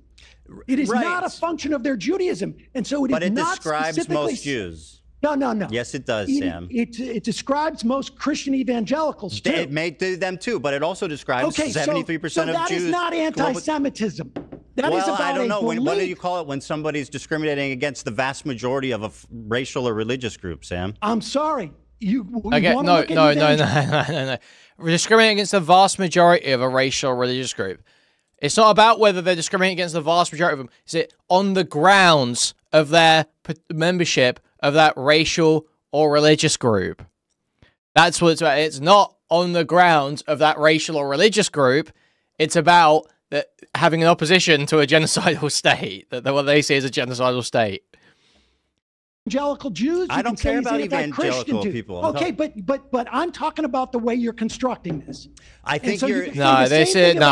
Dude. People are really sweet, dude. How are people sweeping for this? His argument is, well, most Jews think therefore it's anti-Semitic to be against it, or to condemn it, or to say that it's really bad to be cast out of society. No, that's insane. No. Is it?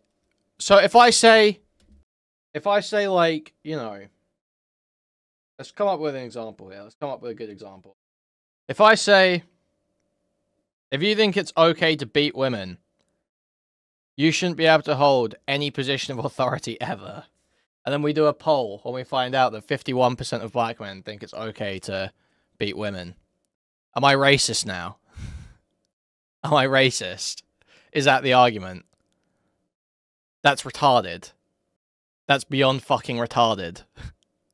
People in the 90s argue voter ID is racist because it's that systemic racism. Dude, like, how are people so dumb?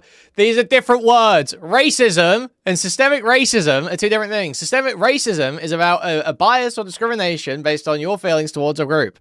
Systemic racism is when the statistics in a system that isn't necessarily designed to be racist or inherently racist pans out as being racist. They end up discriminating against a certain group of people due to how that system is constructed. We're not talking about a system here. We're talking about someone's beliefs.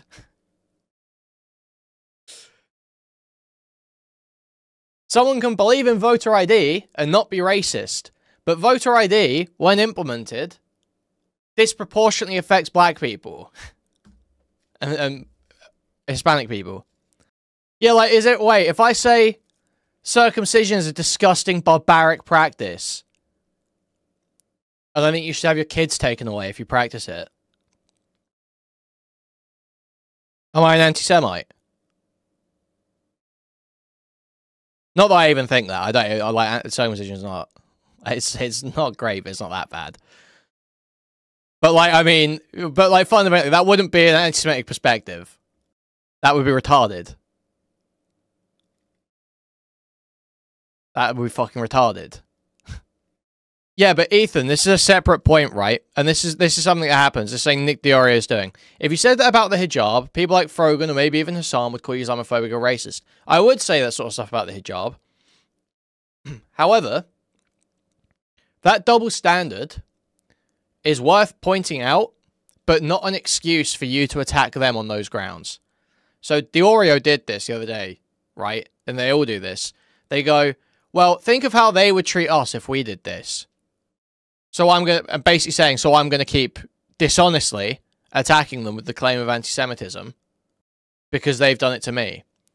And that's retarded. That's like, you're just saying, yeah, I'm a piece of shit too. Yeah, I'm a fucking useless retard who doesn't bother thinking about anything. I'm willing to be dishonest to smear my enemies too. That's all you're doing. Christian evangelicals too. It is not anti-Semitism. It is not. It just isn't. Like, taking one example in isolation, which is what we've done here. Well, you're the one who gave it to me. Yeah, well, I don't even want to talk about it, I disagree with you. but I'm using your example, and in that instance, that is not anti-Semitism. Well, I this disagree. Conflation. Okay, well, that's our disagreement. Yeah. But I think that conflation is incredibly dangerous. Well, I disagree as well. It's dangerous for Jews. I think it's dangerous for this society. I think, frankly, I think it's dangerous to what I perceive as hand waving what's happening here. I know you said you aren't doing I'm that. I'm not hand waving. You're doing the opposite. You're endorsing decades of thought about this. So right, sure. But the point is, you're saying that this is not dangerous. How dare you care about this? I think it's dangerous to. I'm not saying that at all. I personally, I mean, Jewish people have a collective memory of trauma, Sam, and it starts a certain way. And it starts with people. It starts with dehumanizing language, like saying you're not fit to walk a dog. I mean, what are we doing here? He's not talking about Jews. It's irresponsible language. He's not talking about Jews. He's talking about 73% of Jewish people. No, you said that. No, that's a poll that's readily available. Imagine it, seriously, extrapolate this logic out for anything else. This is a terrible, insane argument to call something anti-Semitic. Do we have any real disagreement here that this is not just a terrible, insane argument? Seriously, steelman this for me. 73% of people think this, so if you're against it, if you think it's really, really bad and you're like, these people suck for being for it, I fucking hate these people I fucking hate people for this thing. Because 73% of a certain group belongs to that belief. That's all of a sudden anti-Semitic. That's retarded. That's beyond retarded. Yeah, he's saying it's anti-Semitic because Hasan is dehumanizing people who are Zionists by saying they shouldn't be allowed to walk a dog. Well, he's not even saying that. He's saying they shouldn't be dog catchers, which is someone saying it's the lowest position in government. That's the point about being in government. It's not about you shouldn't trust them around your dog. It's not like Rita, you shouldn't trust them around your dog. It's you shouldn't hold a position in government. And it's not even dehumanization. It's not even dehumanization. Well, Ethan, you would have to see, the thing is, if you're going to make that argument, if you're going to use that to make a specific argument about someone being anti-Semitic, you can't just rely on the general vibe of, oh, well, these people would treat me this way too. You have to be showing some specific hypocrisy that evidences that they would understand this or they would feel this way in another situation, but don't here, to try and either show that they've got a bias in one of the situations, right? You can't rely on gesturing to a vague, broad hypocrisy of the group to make statements about an individual's bigotry. Thank you for the $5, Tetris Chemist. Destiny wishes he was Jewish because maybe he'd be saved from having a malformed... Okay, I'm not going to read it. They're gross. But thank you for the $5. No, you made that connection. He did not. Because we have millions upon millions of members of Kufi. We have millions upon millions in this country of evangelicals who also believe the same thing. Does your dad and have... You cannot say it's anti-Semitism. Could you describe You cannot say it's anti-Semitism if you're also including millions upon millions, far more Christians than Jews. Would you say that your father, who you mentioned, said something to you, that he's ever in his life had positive feelings about the state of Israel? I've had positive feelings of Israel. Well, does your dad have any positive feelings about it now? I would assume so. Not in terms of like I support them, but I've had I think positive Israel... feelings. I went to Israel on. Okay, good. Then you're a neo-Nazi, not fit to walk a dog. How do you feel about that? No, that's you saying that. That's that is literally what he said. I'll play it again. No. I Dude, think like, he's trying so hard. Oh my god, dude, this is not good. Like, this will never happen. But in a totally just world, any kind of, regardless of your background, any kind of fucking Zionist tendency should be treated in the same way as being a fucking rabid neo-Nazi. And you shouldn't even let someone be the fucking local dog catcher as Felix was posting, if they've ever exhibited any sort of like positive feelings about the state of Israel. I'm so serious about this. Another thing he's doing, by the way, and Hasan does this. Listen, he plays around with the term Zionist, right? You can say that's a wrong thing to say, but he's not talking about Jews. He's talking about people who have exhibited these positive feelings, and that includes millions upon millions of Christians. More Christians. Okay, well, listen, I don't think they're neo-Nazis, not fit to walk dogs, either. I think it's insane language. Listen, you don't want to tell me that you have never engaged in hyperbole. You and I both are in this business, and we do that. Yeah, you're right. You're right. I just think that, It's listen. You can say it's an inappropriate thing to say. It's an unfair thing to say. I just think like Arabs that support Israel aren't fit to walk a dog. It is not anti-Semitism. Okay, well, we're at an impasse on this one. Yep. Yeah. So I mean, yeah, but well, Ethan just totally lost that point. I mean, Ethan was just totally wrong there. Anyway, another thing he does is he says Zionist tendencies, and he's someone that plays around with Zionism. He calls me a Zionist, and again, I know we're arguing here about semantics of what Hasan said, but I don't think that you could accurately characterize me as that, as it's used colloquially. You don't know, right? But he's saying Zionist tendencies. What does that mean? What's a Zionist tendency? I don't know. Yeah. You're going to talk to him on Friday. You can ask. Positive sentiment about the state implies the actions of the state. It's pretty clear. This example is pretty decisive. Yeah, I thought that was an incredibly wormy point. That was not good at all. Ask him what a Zionist. I thought there's got to be stuff you can get Hasan on that's better than, like, why even bring that one up? Tendency is, I suppose, I would guess, and like I've looked at polls too, where people have various different understandings of what Zionism is, but I think it is my guess. And I don't know what he was thinking specifically, but the notion of an ethno-state that engages and it allows whatever in the name of Zionism allows for this mass slaughter, I think is horrific. Sure, me too. Okay. I mean, then I think we the three of us agree on that regard. Yeah, I think we're so. Another thing is like to take it even further. I mean, Hasan pretty much like openly supports Hamas. Let's not talk about Hasan. Let's talk about this. Sure. I mean, what do you want to ask me? Well, I mean, if you want to ask me about, I mean, well, let me. I'm not here to explore. Yeah. I have a list of things that. But if you want to talk about Hamas, I mean, I think. Look. Well, how do you feel about Hamas? I mean, I feel that Hamas, people can perceive it as a liberation organization. We call them terrorists in this country. We call the ANC terrorists. What do you think about them, Sam?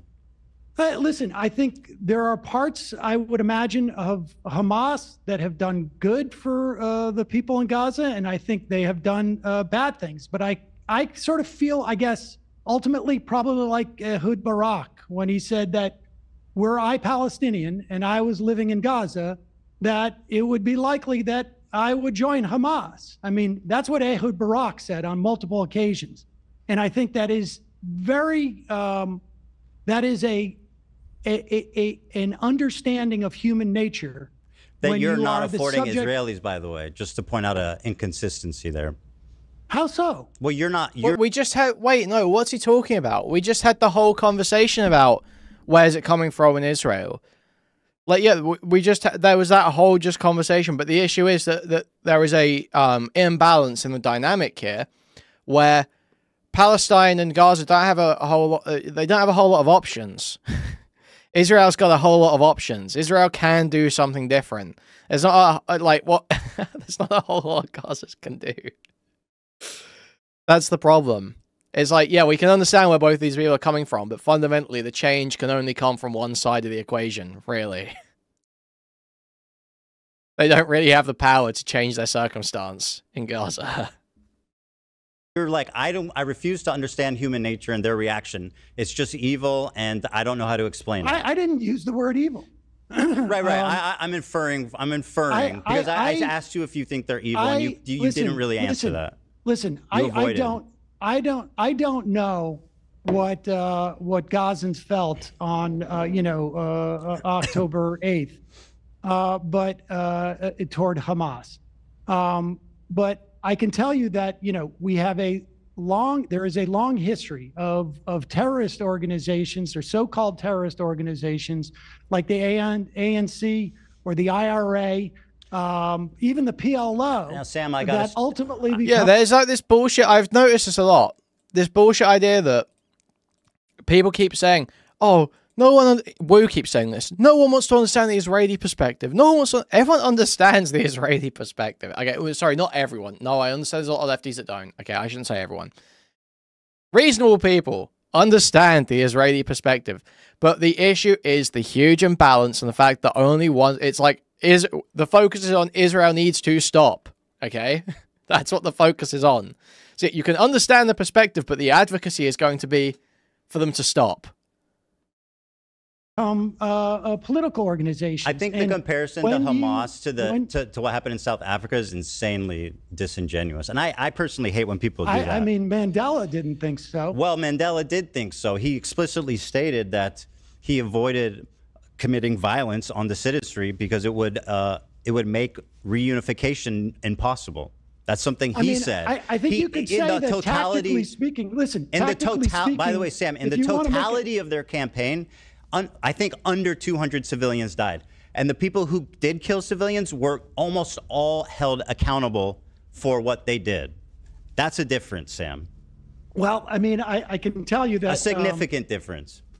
Well, it is a significant difference. I mean, I imagine... Yeah, this is reasonable to point out that obviously Israel is it's a modern military with operating procedures and structure. There is more. Yeah, they have more of an ability. This is obviously true that their warfare is, by some at least a Western concept, more humane. However, the scale is far different. The scale is far different. The goals and options are far different. How is this the oppressor-oppressee thing? It's not that at all. It's not at all. I'm saying the very obvious thing. What can you do about Gaza? What can be done about Gaza? What can you do other than bomb the fuck out of it right now? What options are there for Gaza right now? This isn't about oppressor-oppressee. What options are there for Gaza right now? What do you do in Gaza right now other than either join Hamas or get bombed? Join Hamas, get bombed, or leave. What do you do if you're in Gaza right now other than that? What do we do as other countries about Gaza right now? Send forces with Israel and bomb it more? No, there's nothing we can do about it. The options are all on the Israeli side, holding Netanyahu accountable and helping rebuild and keep peace in the future.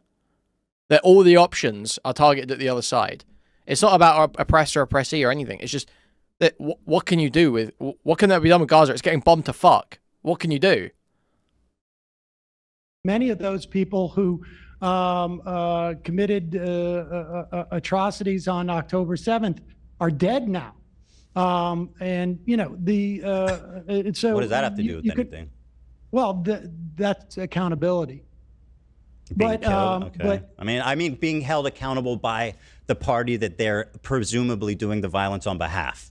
Like, but you're saying the entire ANC was held accountable? No, I was saying fight to uplift better leadership than Hamas. Yeah, okay, Michelle, give me a rundown of how that works. Give me a rundown of that. So they had a protest recently. All right, cool. Great that they did that. What did that do? What's that changed? All the options are on Israel. It's all about Israel. Israel have to stop needlessly bombing because, as far as I'm aware, the US military said, did an analysis and said there's no more military objectives to accomplish. Israel have to chill the fuck out. We probably need... again, I'm a fucking retard. Don't take any of my prescriptions here seriously. Just like you shouldn't take any content creators' prescriptions here seriously. But my vibe is holding Netanyahu accountable, neutral peacekeeping forces, international effort to help rebuild and de-radicalize. That's the kind of vibe I'm on. And it's all about it. It's focused on Israel. It has to be, because they're the ones aggressing right now. It's like Russia and Ukraine, you know? What, you're going to sit there and go, oh, they need to get a different leader who doesn't want to fight so bad. No, we need to get Russia to fucking stop. Chill. Nelson Mandela's party, if someone killed a civilian, they would hold them accountable. They would charge them. They would disavow their actions. Obviously, it's not perfectly analogous, but you get my point. Okay. Yes. Well, the IRA was bombing places in England and throughout Ireland. I mean, we have even the Irgun or the Stern Gang when they killed, over 100 villagers in 1948. I mean, the history is full of example of organizations that commit terrorist acts. Now, I will tell you, people look at South Africa. I do not condone the killing of civilians, which is why obviously I'm upset about what Israel is doing. Sure. The part that I don't like about people say, I feel like people sweep for Hamas by saying, like, what do you expect, right? But the truth is that people use South Africa as an example, but what South Africa shows is that you don't need to commit a violent war against civilians to liberate yourself. Well, I mean, listen, we had for a year, we had the Great March. There's like a lot of things that go into that, right? It's not as easy as just going, well, one country did it. So, I mean, there's probably a lot of geographic, technological, lots of differences that change the way in which these battles were fought. I don't know that just going, well, this country did it, so I don't even know if it's true. Yeah. Return, where Sinwar himself was involved in that. There was Palestinians marching on a regular basis over the course. Yeah, and yet Ethan's saying it's sweeping for Hamas to go, well, what do you expect? But that's what he's saying about Israel, basically, isn't it? That he's saying, like, well, yeah, that they've been under attack and they feel so anxious and isolated and the world hates them. Here, I don't know how many it was, 50 or whatever, that were innocent people who went there, and snipers are shooting down unarmed civilians. And so, time and time again, and over the course of the 20 years that I've been professionally, covering this, my attitude towards Israel's willingness to have peace has changed, and my understanding of it has changed. And I can only imagine. Michelle, it's so crazy. You're actually so brain damaged. It's so crazy. Anyone that says the focus should be on Israel stopping is apparently believes in oppressor versus oppressee, dogmatic, progressive ideology. You're retarded. You have a mental disability. How more intense that feeling is to be living in a place that is, functionally like, the Warsaw Ghetto, insofar as like you don't have access to resources, you have 50% unemployment, the apartheid that is taking place in terms of the West Bank. I mean, I agree with those characterizations, by the way, Sam. Just to say, but I can't imagine that my response wouldn't be to pick up a weapon. Okay. I mean, I don't know. It's not really working out. Well, none of it's working out, is no, it? Not much at all. Not really much at all. What is called the greatest attack on Israelis in 75 years. The notion of Zionism and the way that Israel is organized as a society is not protecting Jews. Well, it's not protecting Israel. Is this an Expedition 33 aside? Ryzik just posted a Chromatica best kill. Let's see it.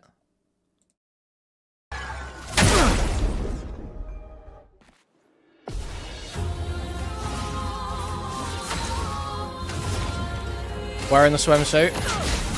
Good shit.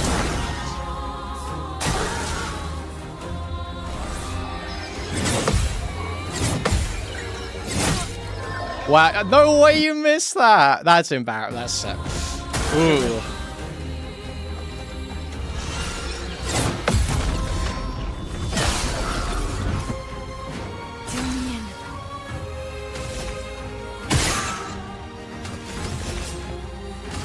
Wait, you're not using Mail, you're using CL? Okay. Sorry, I failed.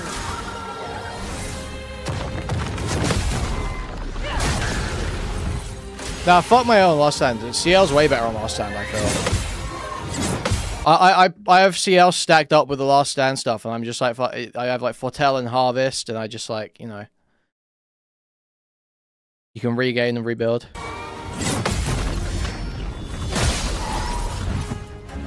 Let's push forward. Thunder! Tune me in.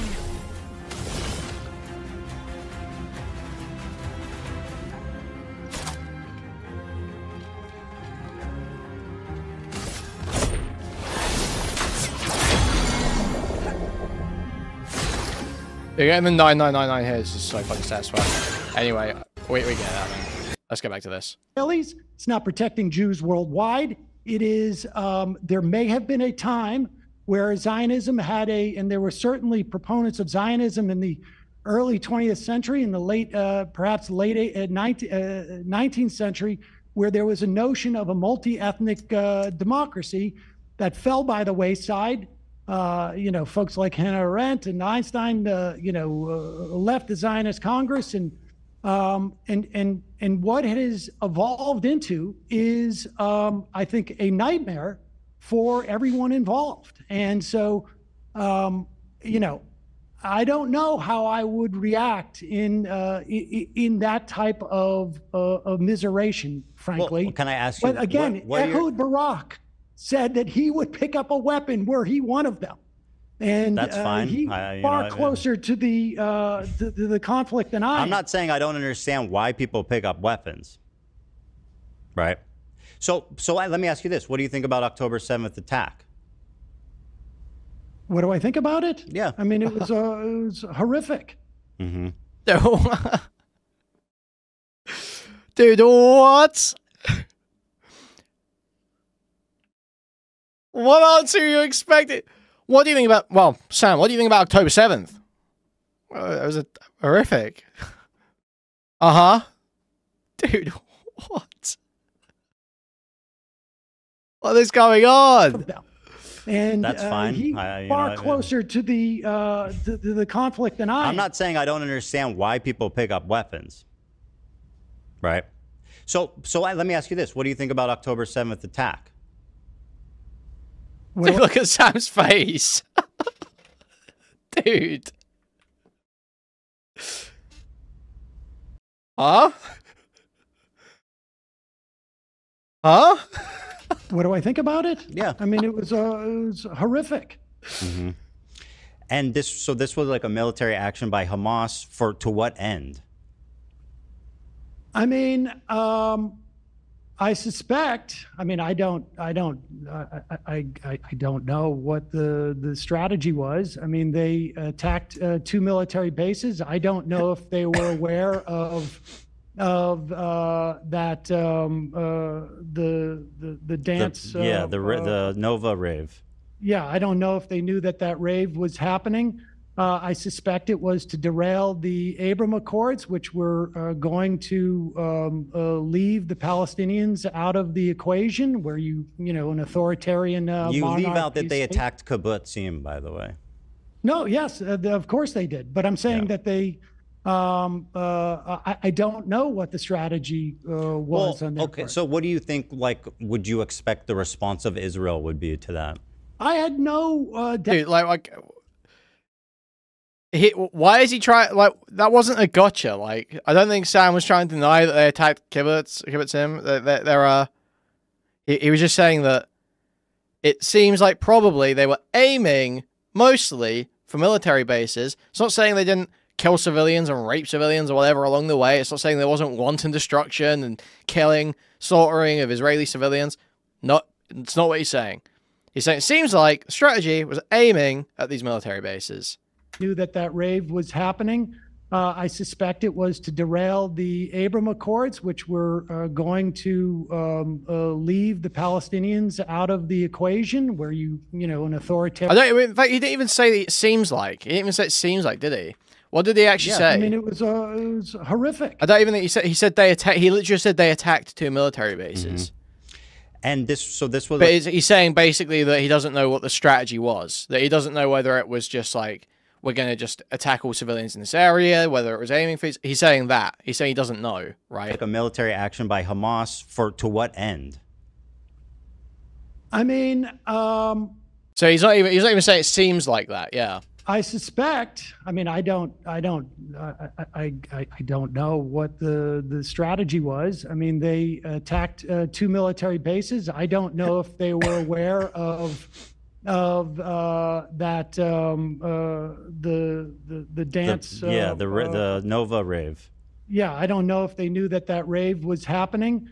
I suspect it was to derail the Abraham Accords, which. Yeah, okay, so he says, I suspect, then he interrupts himself. He gives 2 disconnected thoughts where he says, they attacked 2 military bases. I don't know if they knew the raid was going on, I'm not sure. And then goes back to, I suspect, kept picking up that sentence again. I suspect they were doing it to derail the Abraham Accords. So he's saying the strategy basically was disrupt the Abraham Accords. And then he's saying in the midst of that, he doesn't know what the tactics were, whether they were aiming for military bases, whether they were aiming for civilians, whether it was indiscriminate. That's what he's saying. So he's saying he suspects the motivation is interrupting the Abraham Accords. He doesn't know what tactic was used to get there.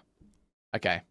So, but just the way he talks with the stuttering and the interrupting sentences, it is. I get it, because it is difficult to. If you've got like if you're trying to relay information in a way that's like diplomatic and convincing, it can be difficult to just like get it all in order and have like all the pieces together. Are going to leave the Palestinians out of the equation, where an authoritarian. You leave out that they attacked Kibbutzim, by the way. No, yes, of course they did. But I'm saying that they. I don't know what the strategy was on their part. So what do you think? Like, would you expect the response of Israel would be to that? I had no doubt on that day that Israel was going to respond. Go insane. Yeah, right. It was going to be horrific. We all knew. Yes, but I think I think the lack of proportionality was just beyond. Frankly, and I was aware that this was going to be a horror show, but I don't think I had the level of awareness of what they would do to go in and literally. Yeah, but Ethan, there's a lot of people in the world who were, I mean, I don't know if you're talking about Israelis or Palestinians here. If they could get away with whatever, they would. There's a lot of people in the world who would get away with whatever they can whatever they think they're able to, but that doesn't mean we just kill them.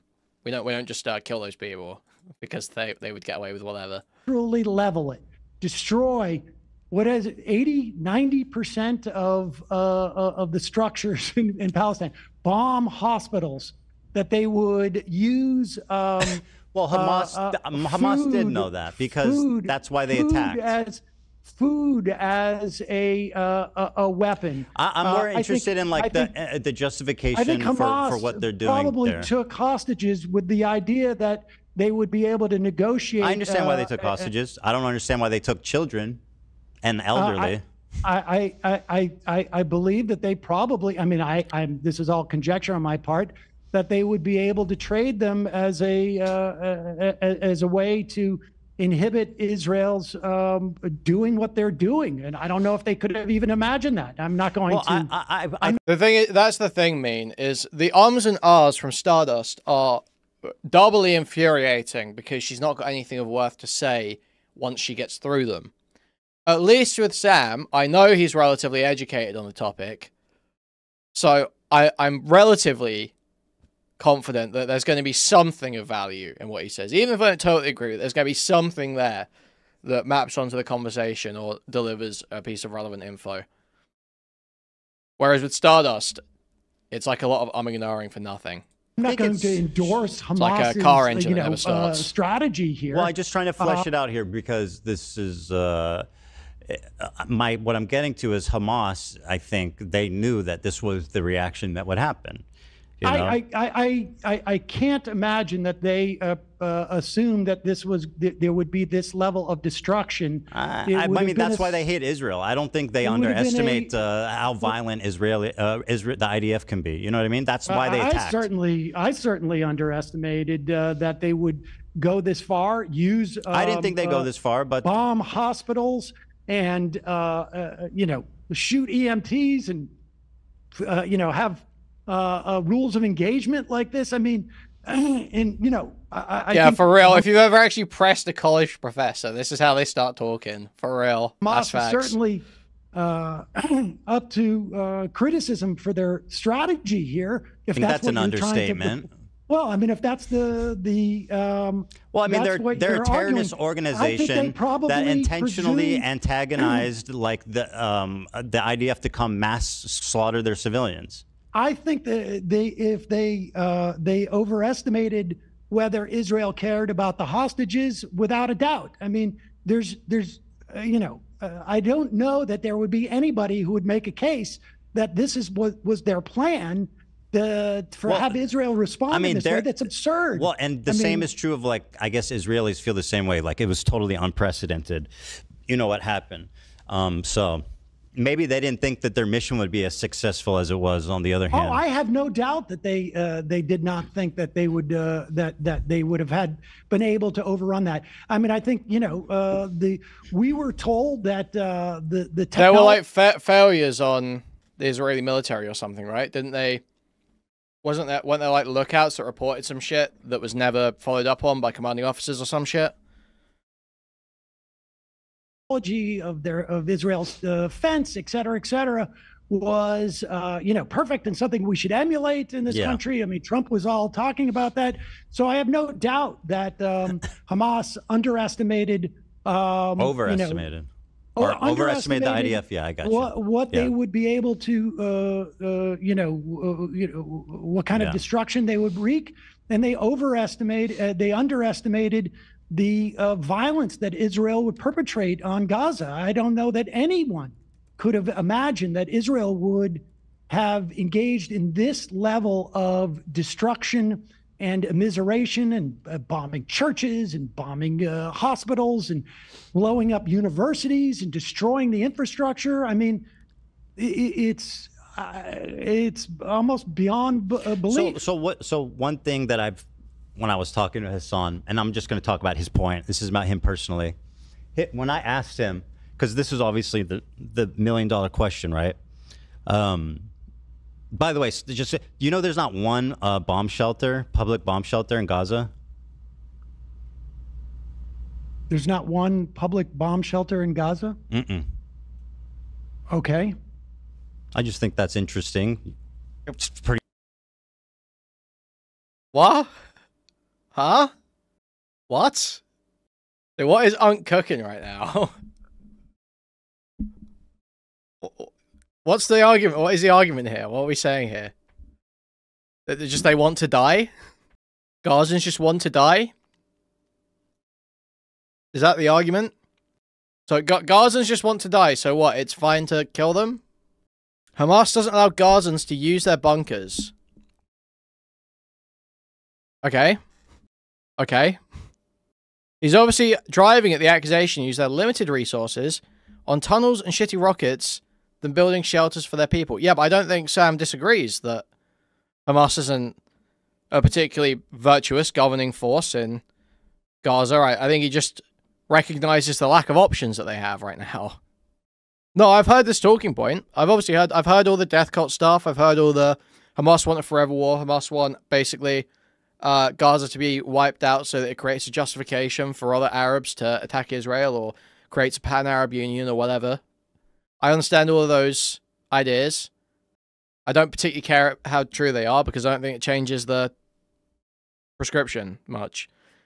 Regardless of what specifically they think, it's a radical terrorist group that rules Hamas in a not particularly ethical way for their own populace or the populace around them, and on helping advance goals. There should be a different governing force, but and Palestine should be, Gaza should be treated, humanely, with dignity, have sovereignty.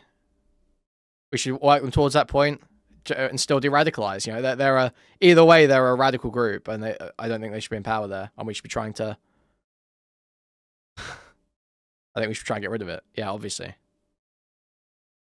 Yeah, brave take. I know.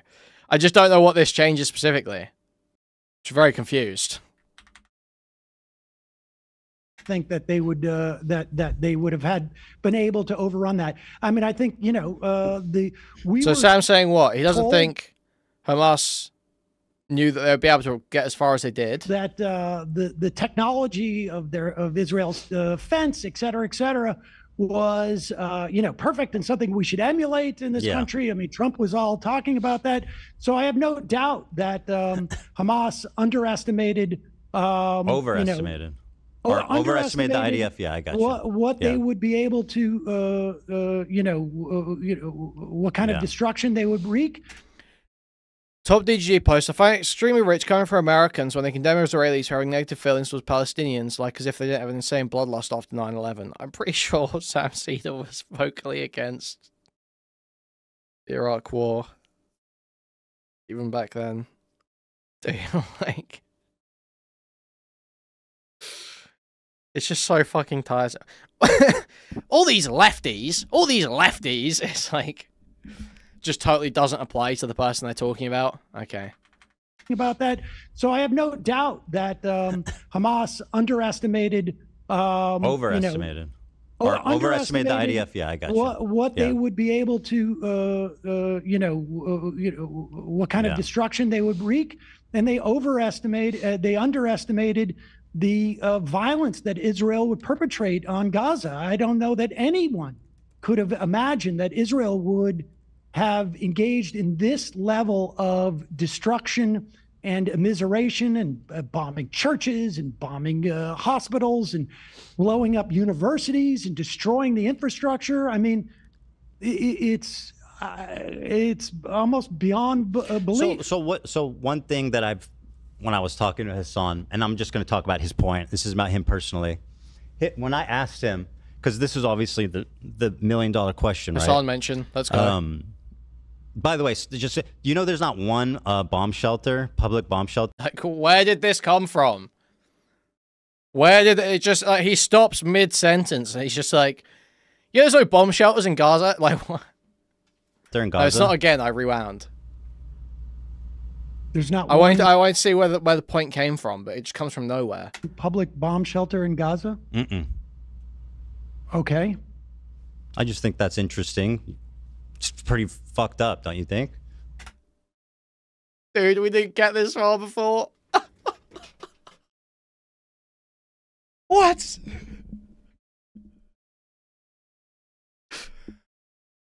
What is this argument? It's pretty fucked up, don't you think? Yeah, I guess. Okay?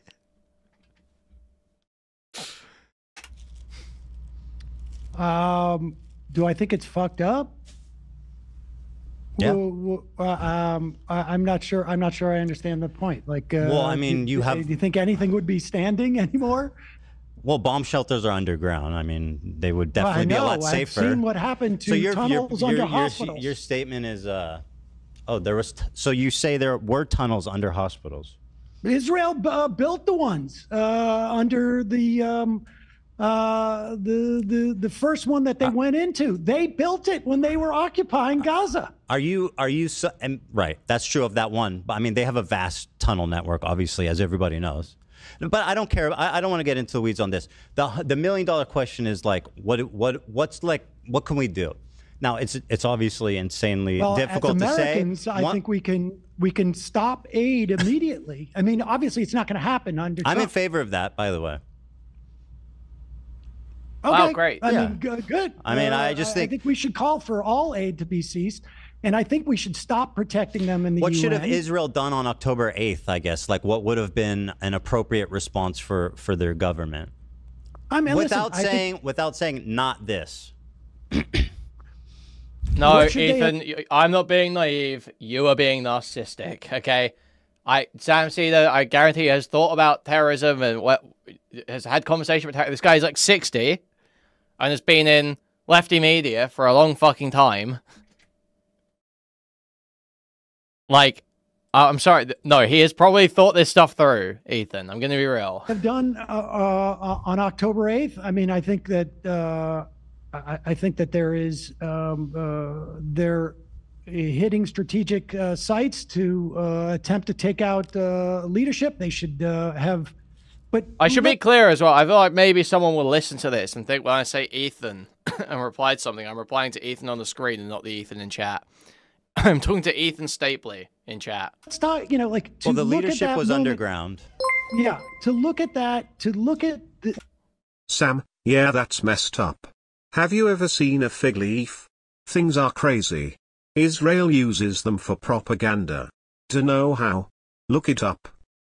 Okay, thank you for $5, Jimmy. That moment in history, like maybe it was. I disagree because they had to do something. Listen, maybe in that moment, they had to go in and bomb or whatever they do. I think that any action that they would have taken at that point, frankly, was a function of literally decades of oppressing people and attempting to bring this to an eventuality. Right. I mean, this was. And so, what should they have done? Ages ago. Well, I mean, You're avoiding. Yeah. Okay, I think what they should have done is begun empowering Palestinians in the West Bank. They should have done This is my same... favorite answer, okay. Sam. You're saying that this is what Hasan told me. They should disband their government and lift the borders in response to the worst terrorist attack that's ever happened.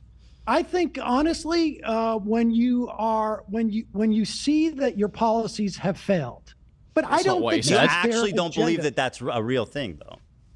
I'm interested in having like a real conversation. You can't like live in a fairy tale land where, in response to the worst military or terrorist attack of all time, Israel, who's already, as you state, like genocidal and racist and all these terrible things, is going to lift their borders and disband their government. Well, wait a second. You're asking me what they should have done, and that's different. No, in a realistic way, not in a fairy tale, tale, Sam. Well, listen, there is no realistic thing. Their agenda has been quite clear.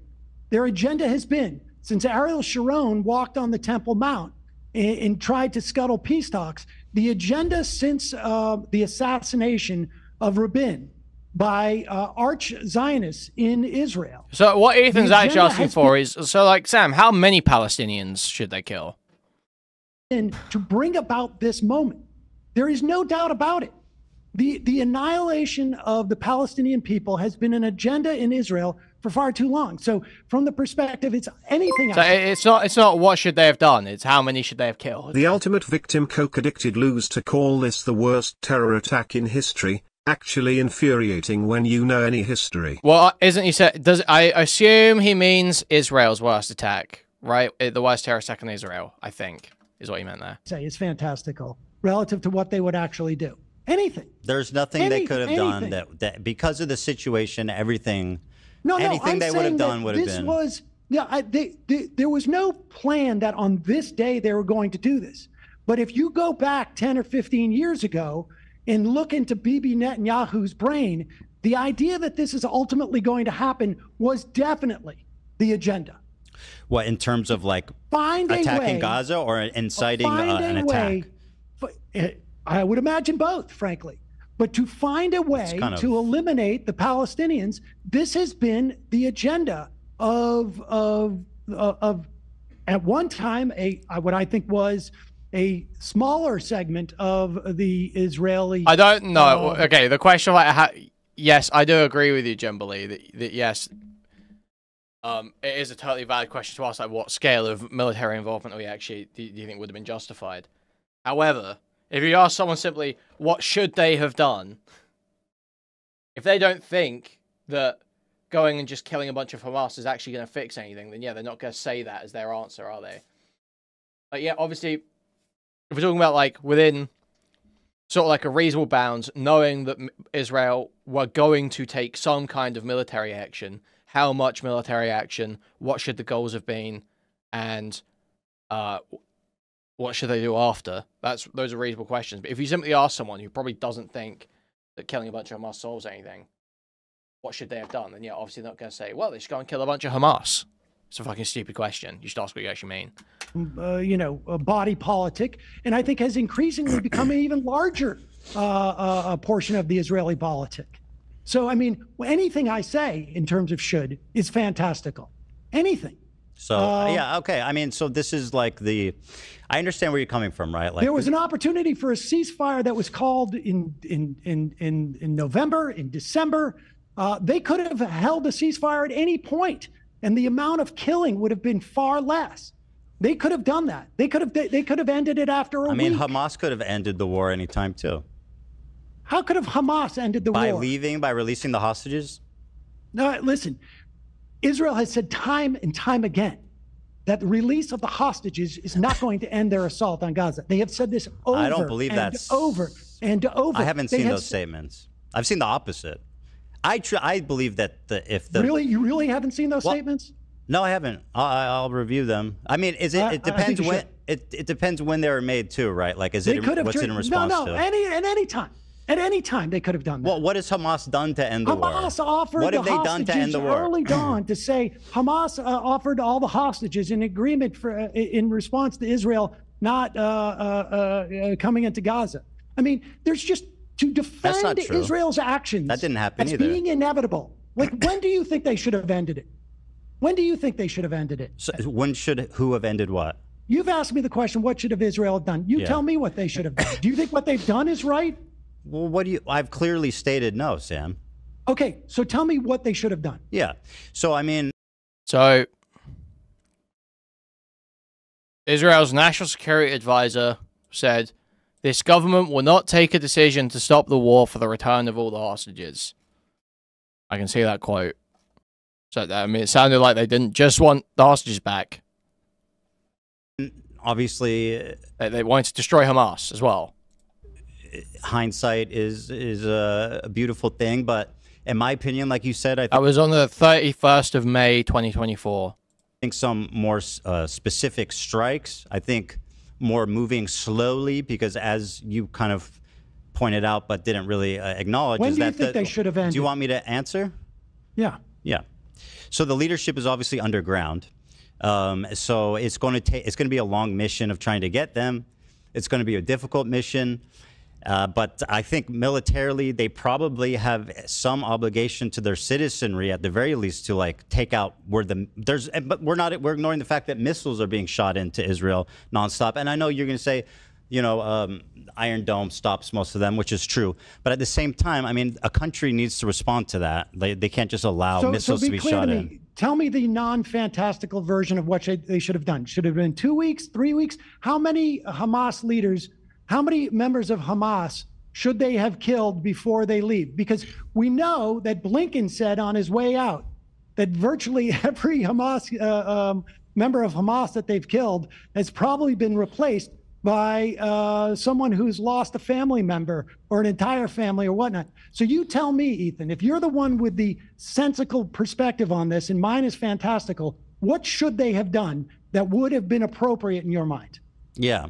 So besides like special operations and stuff, I think it would have been a good idea to, I think there's a space where they could like try to find peace partners in Gaza before just destroying the whole thing. Like obviously they approached it completely wrong, right? But there are ways I think that could have happened that are realistic, like trying to forge some kind of peace partner, some kind of alliance, some kind of international All those coalition. people were marching. They were marching. They were marching in the Great March of Return, week after week after week. Sam, was there Hamas activity at the Great March? Sinwar was marching. Sinwar was marching with them. Were people attacking the border wall? During the Great March of Return, the first dozens of these things before the snipers, no, they weren't. So there were the people for peace. Is that true? That there was no Hamas violent activity before the snipers started opening fire? I don't know that's true. My understanding is, yeah, there was some. Obviously, I'm not saying, you know, this means it's okay to start sniping people in a fucking crowd. But my understanding is there was already violence and intel on Hamas in the crowds. And that's why the sniping started. Or that was the pretext, at least, for the sniping starting. Now, my understanding is that the UN looked at the sniping stuff, and apparently it was like a complete disproportionate use of force, right? And that they did not have a great ratio. I think, as far as I'm aware, right? That's my understanding. It was like a pretty bad incident. UN findings. Great March of Return sniping. Does Kuihman even know how sniping jobs work? That is a classic Loner Box clip. Oh, you see, you just don't understand sniping. You have to shoot the children. That's not what he said. That's not why I'm joking. I like Loner Box. Okay. So yeah, UN Commission found reasonable grounds to believe that Israeli snipers shot at journalists, health workers, children, and persons with disabilities, knowing they were clearly recognizable as such. So yeah, my understanding is that was a rough incident. There was Hamas activity. They were attacking the fence. They were like trying to cross the border. They were but not attacking militants. Militants were trying to cross the border. You're telling me that in the first dozen of these marches, there were people attacking the fence? Correct. Okay. Yeah, but I mean, again. So okay, is there just like a timeline on the Great March of Return I can read? Long-time viewer, first-time enjoyer of the stream, appreciate the content. Thank you for the $5. Long-time viewer, first-time enjoyer. Funny stuff, Chicory. Thank you for the $5. First demonstrators were organized by independent activists, but the initiative was soon endorsed by Hamas and the rulers of the Gaza Strip, as well as other major factions in Gaza. 18-month demonstrations. 30,000 Palestinians took place. I took part. Most demonstrated peacefully, far from the border fence. Smaller groups attempted to breach the fence, rolling tires and throwing stones and Molotov cocktails. Israeli officials said the demonstrations were used by Hamas to cover for launching attacks against Israel. Yeah, I just can't see just like something that explicitly states, look here, that were these things happening, and then it does seem like there was violent activity around the border before the snipers were deployed, but the use of force seems to be pretty roundly condemned by basically everyone reasonable. I think that there's a way for Israel to try. I think they can obviously pursue peace. The way that they're doing it is impossible, right? Like, it's fucked up. It's insane. It's genocidal. It's horrific. They're not pursuing peace. I'm not saying. I'm saying the opposite, I don't Sam. think Israel is. Well, you pursuing asked me peace. what should they have done. I mean, obviously they're not pursuing peace. I agree with you. Like, quite the opposite. That's not what they're doing.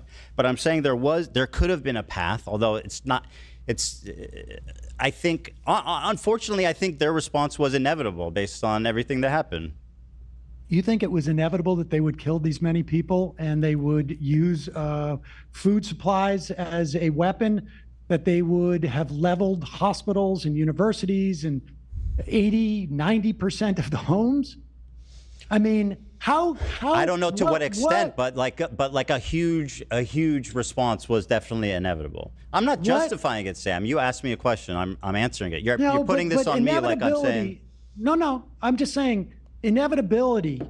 I wonder what you must think of an Israeli body politic where this level of atrocity is inevitable.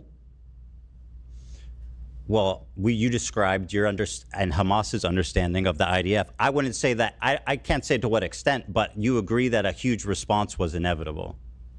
Listen, I believe a response that was inevitable by Israel, and that is because I have a much more theoretically jaded view of that country and their agenda, I think, than you.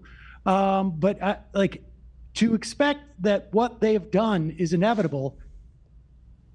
To what? Well, Sam, I just wonder, like, what it is that you think is in that body politic. Like, listen, like, I don't think it's inevitable, just to use an example in this country. I don't think that it's inevitable that we are going to be deporting and disappearing, immigrants in this country. I think it's possible, but my perspective on America is still too optimistic to think that's inevitable. I can't even imagine what I would think would be inevitable. And I think, like, listen, our invasion of Iraq and the complete lack of caring and the only thing that would even mitigate that is, like, there were no images coming out of Iraq, or very few, and certainly I was. I mean, Ethan's got Sam, like, on a couple of factual grounds here, like this Great March Return thing. Like, Sam definitely seems to be wrong about there not being violence before Israeli fire broke out. That doesn't seem to be true at all. Ethan did win on that point, on the factual grounds. But fundamentally, like, I don't even know what Ethan's overall argument is here. It feels like he's the bone he's got to pick with Hasan, he's picking with Sam, and it's not really landing. And he's also lost several points pretty catastrophically, like the anti-Semitism point. Exposing them more than the American population writ large. But to perceive what we did in Iraq as inevitable. It's a different situation. That's completely, I mean, that was completely unpredictable. But we kind of touched on it. Where Hamas, and again, to what end this even matters is it doesn't ultimately. But Hamas knew that they were going to bomb the fuck out of Gaza. Listen, I would imagine Hamas thought there was going to be a response, but they wouldn't have taken hostages if they thought that they couldn't use those hostages. Of course, they thought they could. I don't deny that. Yeah. Of deterring Israel from entering, and that was a miscalculation on their part. They presumed that Israel was more interested in those hostages, I think, than they had assumed. Well, and that's part of what a lot of the civil unrest in Israel is about, is that a lot of people do care about the hostages and think that the government needs to stop the war and focus on getting the hostages back and not killing innocent civilians. So that I wonder about that last part, but which part? The part about the killing of innocent civilians. I mean, I think that I said that's what they're doing. No, he didn't think he and Sam were going to mostly agree. He didn't think that at all. We know he didn't think that because he literally said before this debate, "Well, Hasan, I'll talk to you if Sam can't bring me around to the right way of thinking." So he knew he was going in to disagree. No. I'm saying I wonder if the Israeli body politic. Oh, you think the Israelis want civilians to die? You're wrong. The first Palestinian was shot in the first hours into the protest. It was in response to burning tires and rocks being thrown at the wall. Could you please link me that? I think the Israelis, obviously not all Israelis, but I think that enough of Israelis to maintain this government believe that Palestinians in Gaza, that their lives have no value, that they are all future enemies, that they that they all represent a threat to Israel, and I think that's, I think that's a twisted perspective. Just so you know, there were massive demonstrations in Israel, tens of thousands of people in a country that's relatively small. So I think characterizing like the majority of the public as wanting to kill civilians is a little sick, personally. But you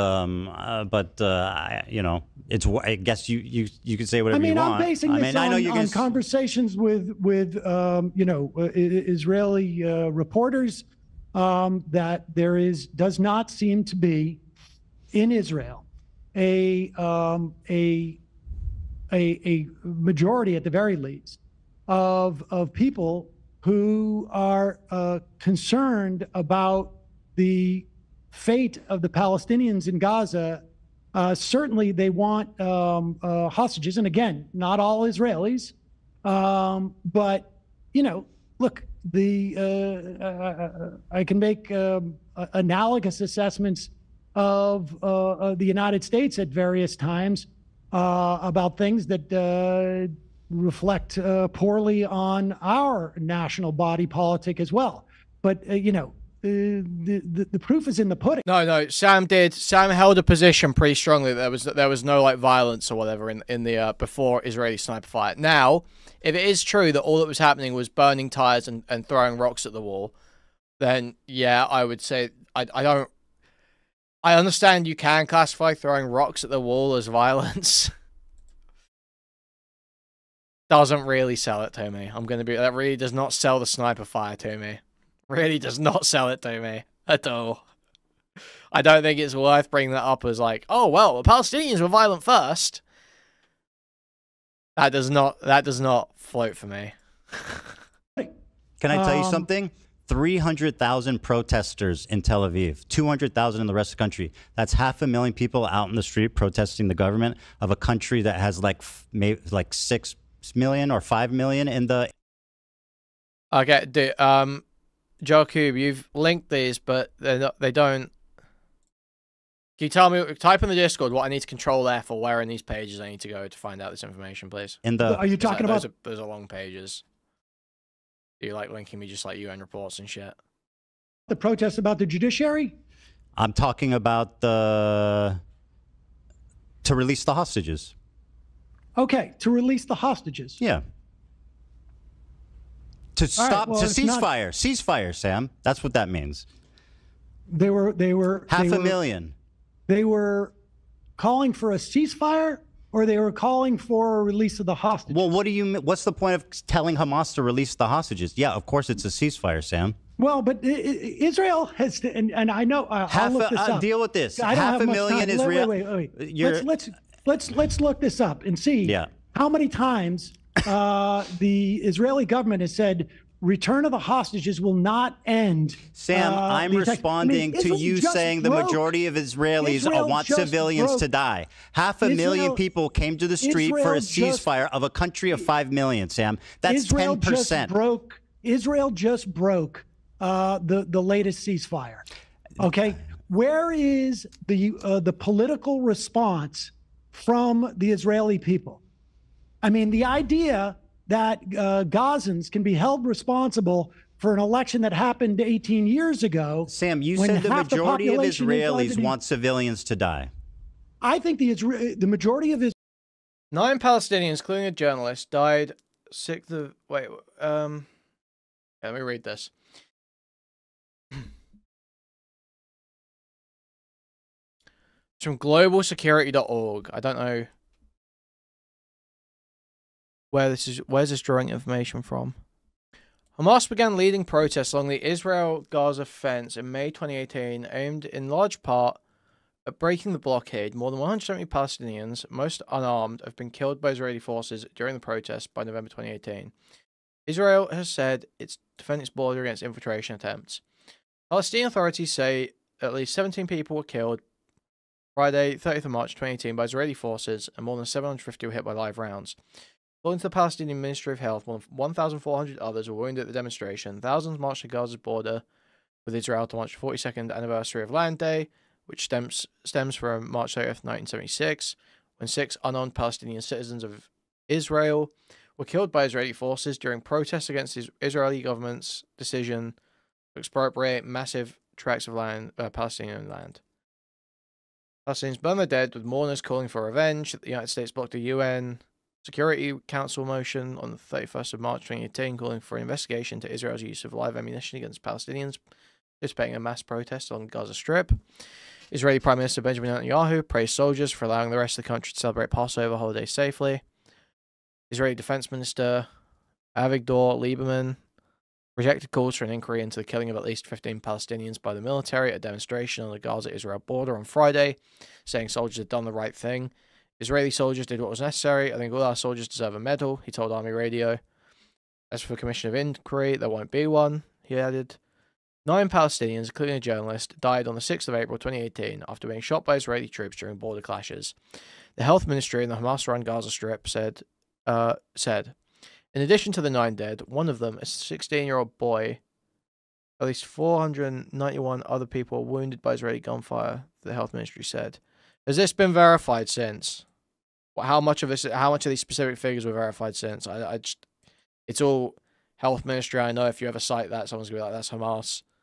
Like, what was actually verified by the UN here?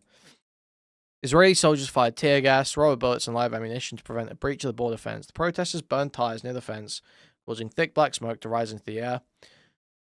Israel's military said the Palestinian protesters threw several explosive devices and firebombs, and said that some demonstrators attempted to cross the border fence. So, I mean, that's not definitive at all on either side. Israelis do not have a problem with what's going on in Gaza. That is my I think that unfortunately might be true to the extent that they've gotten. Well, then we agree. They've gotten much more radical. Unfortunately, tragically, everybody's been a lot more radicalized since October 7th. And that's tragic. I agree. I think people in Israel are jaded and they're cynical and they don't care, like you said, and I think it's tragic. Yes, well, that's what my contention was. I mean, I'm looking at something from I May. just like saying I muted my Discord to cough. I meant to mute my fucking idiot. Fucking idiot. Wrong one. I wouldn't say most of them want to kill civilians, though. Well, I think that they don't. And I wouldn't say that there isn't a sizable portion of of Israeli citizenry that want a ceasefire. When 500,000 people, Sam, marched out on the street of a country of 5 million for a ceasefire. This Pew research, 39% say Israel's military response against Hamas in Gaza has been about right. 34% say not gone far enough. Sure. Now, granted, that was in May of this past year, so maybe that's changed. I would hope. But that's all the most recent data. I know that the sentiment 40% last year said that Israelis should govern the Gaza Strip. I know that people. I don't know what's left now.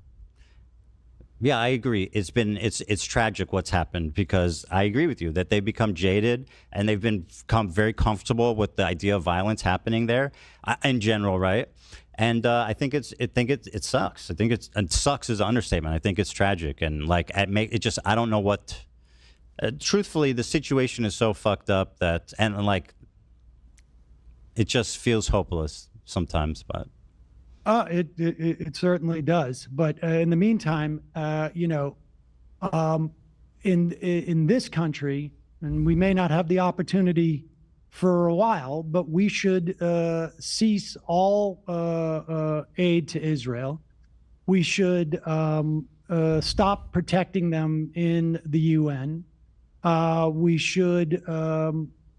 should stop trying to pressure the ICJ and the ICC, and that's Well, incidentally, I agree with all those things too. I think that that's the most we can do as a country to try to stop the war, and it's something that we should be doing. And I think Kamala Harris would have been a lot more likely to do something on that front. Certain we won't know. We can't know, and that's the great thing. Well, listen, I appreciate the time. I gotta go because I'm supposed to have dinner for my child. But, well, I'll say this. This was way more combative than I expected. Ultimately, though, I don't think that what do we disagree on? I mean, I don't know. I don't even know. Maybe I see too much good in the Israeli population. I mean, I don't know what's ultimately the disagreements here. It's just very obvious that Ethan's focus is on stressing how bad Hamas is and how Israel's not that bad. That's clearly where his mind is at. And that's like, to most people who don't have like a huge emotional investment in it, as in like specific emotional investment in Israel, they're going to be like, dude, I get it. Yes, there is some extremity in the discussion of Israel from the left. Yes, there is some sweeping for Hamas on the left. But fundamentally, your priorities are misaligned with the reality of the situation. Well, I mean, look, I'm not. It's largely, in my mind, impossible to really fully assess. I mean, yes, there was a protest last year, 500,000 people who wanted the hostages back. Yo, thank you, Lex, for the 5.49 Shiba Inu, presenting a bone as a gift with a little bow on it. Super sticker. Thank you, Lex. I don't know if there's been. Well, they wanted the hostages back. I don't know. It's not a magic wand. It's a ceasefire. Yeah, and they got a ceasefire, and then the Israeli government broke it, and they. Well, so hold on. Our disagreements is that I'm too optimistic about the Israeli citizenry. I'm not here to adjudicate what. I'm just trying to summarize our conversation. That's all. Well, I mean, you summarize for you. I'll summarize for me. I think that, it is what it is. And I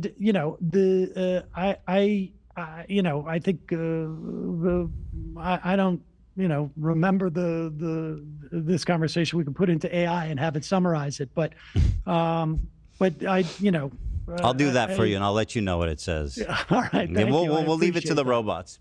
Okay. Sam, I do appreciate you calling in. I do value your input on all this, and I appreciate the conversation. Yeah, for Sam, please say we mostly agree so I can use it as a rhetorical point to get these crazy lefties off my back. So true.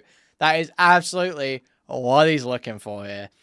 Like I said, he's looking for the cosign so that he can go, guys, see, you're saying I'm a Zionist, but Sam agrees with me. Sam agrees with me. You like Sam, don't you? Sam agrees with me. That's what he's looking for. Conversation. I think it's good to have, conversations like this, like open and honest, even if they're combative. And I think ultimately on the larger points we agree, but we managed to find things to fight about anyway. And that's what two Jews do, isn't it, Sam? That happens. Is that actually 2 super stickers, or is that a Bargot on the YouTube thing? Thank you for the potentially 2 $5 noob game controller super stickers, Jimberly. My understanding. Appreciate it. All right, take it easy, man. Have a great time with your children at dinner there. Enjoy. Thanks, I will. Bye. All right, you too. Bye.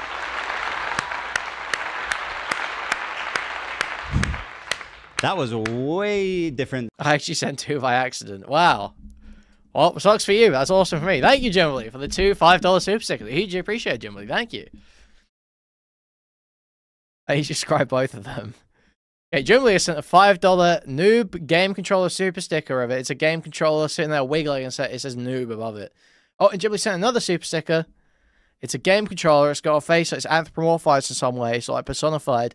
And it's wiggling around. It says noob above it. Thank you, Jimberly. Wow. Well, that was excellent, wasn't it, guys? I'm sure all of the discussion about this debate is going to be really grounded in the points and arguments that were made, and totally won't be the most deranged, annoying, sides-cocked, polarized bullshit on the face of the earth. Surely, right, guys? Thank you for the $5 Noxbox with the Try Again game controller personified anthropomorphized thing super sticker. Thank you, huge appreciate it, Noxbox. I don't know if I can't be fucked with much of the code. Give me a minute, okay? We'll watch a little bit of the code, but Then I thought it was going to be.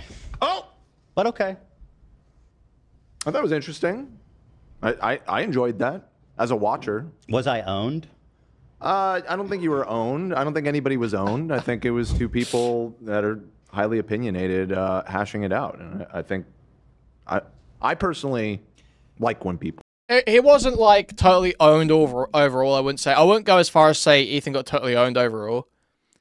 But there were a few points there that were just like, what are you saying? What are you talking about? What the fuck are you talking about? We'll do that. Yeah. I don't get turned off by the combativeness. So part right. Maybe it's that's the half Jewish part of me. But the truthfully is like, again, on the larger points we agree. That's why I take cross with this issue of being like, he's a genocide supporter, he's a fucking baby killer, and all this insane. He goes, Sam, you never heard of hyperbole? Yeah, I've heard of hyperbole. It's fuck. You're the king of hyperbole. Yeah. So I mean, like, is my downfall that I have too much faith or I have too much optimism in the Israeli citizenry? Maybe. I guess that's where we differ. That seemed to be where we are differing the most. I don't know. I think you're right to identify that as yeah. And I mean, Sam is older, and he's in his 50s or something, and so maybe he's just more jaded. Yeah, he definitely is more jaded. There's no question about that, and rightfully so, right? Rightfully so. But yeah, I enjoyed watching that. I will say, as a Jewish person, the contentious point in the argument of the clip of Hasan, it kind of shocked me, to be honest. I was a little, to be honest, and as much as I love Sam, he was being very obtuse, in my opinion, when trying to talk about that clip to avoid criticizing Hasan, which is fine. I understand he doesn't want to get into that game, right, of being on record, being like, oh yeah, Hasan shouldn't have said that or whatever, right? But ultimately, obviously, I greatly disagree with him. And I think it's funny how he talks about how dangerous it is for me to call out anti-Semitism or how ridiculous it is for me to weaponize it like that. It's like when at the same time... It's a weird thing because you don't really want to I understand the impulse to just want to have a conversation with Sam and keep it with the here and now. Okay, but there is a good point there that Ethan does kind of weaponize anti-Semitism. He absolutely does weaponize anti-Semitism. I'm sorry, but we saw it live. He was going crazy. Your beliefs and everything, but the degree to which the harassment that you and Hila have experienced over the last couple of years, it is part of the story, and yeah, it's true. I don't know. It's tricky because I get the impulse to not want to get into it, but that is a component of all of this. And unfortunately, whatever Sam's been peppered with before the debate, I've seen is his co-hosts telling him that I'm obsessed with Hasan, that I'm having a mental It's health. so obvious the non-secret a bomb shelter and the most Jews are Zionists, so anti-Zionism is racism. Talking points were just parroted from Destiny. Thank you for the $6.99. I don't know about that, Josh Kosh, but thank you. Break, that I'm a genocidal maniac, all this kinds of stuff. Mm-hmm. So that's kind of, without having any of the backstory, that's the flavor he's coming in with. But ultimately, I find... I don't want to speak ill of Sam, right? I appreciate him coming and having an honest conversation with me. I was also disappointed by his response to that specific line of questioning, Zach. I share that with you.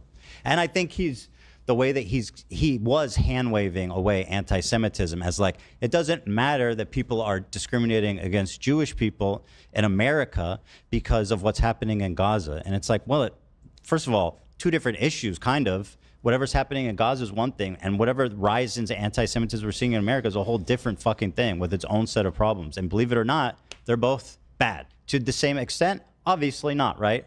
Obviously, one has an immediate horrible effect in Gaza right now. And the threat of anti-Semitism is an amorphous, nebulous thing that's like hard to measure and hard to say. And Jews, our whole life in America, people call it the golden age of Judaism, is this time, the past, 50, 60, 70 years in America for Jewish people. We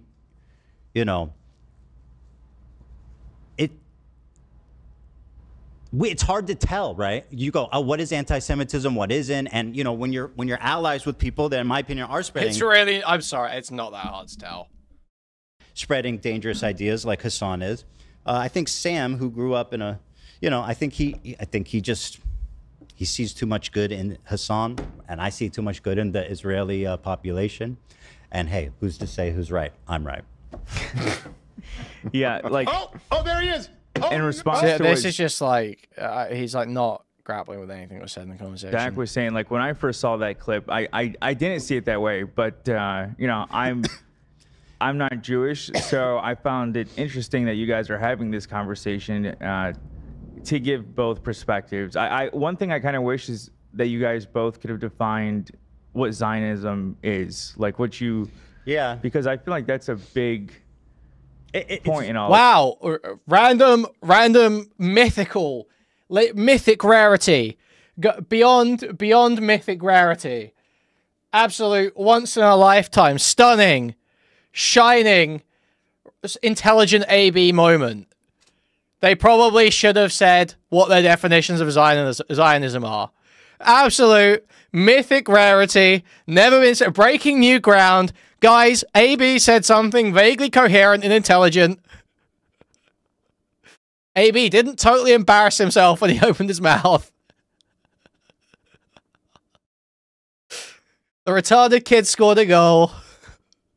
Give him a medal. Give him a medal. I agree, and it's such a stupid word. Because it has such a broad meaning. And like when Hasan says Zionist tendencies... yeah, it didn't get buttoned either. Important to ask Sam, who I think is avoiding...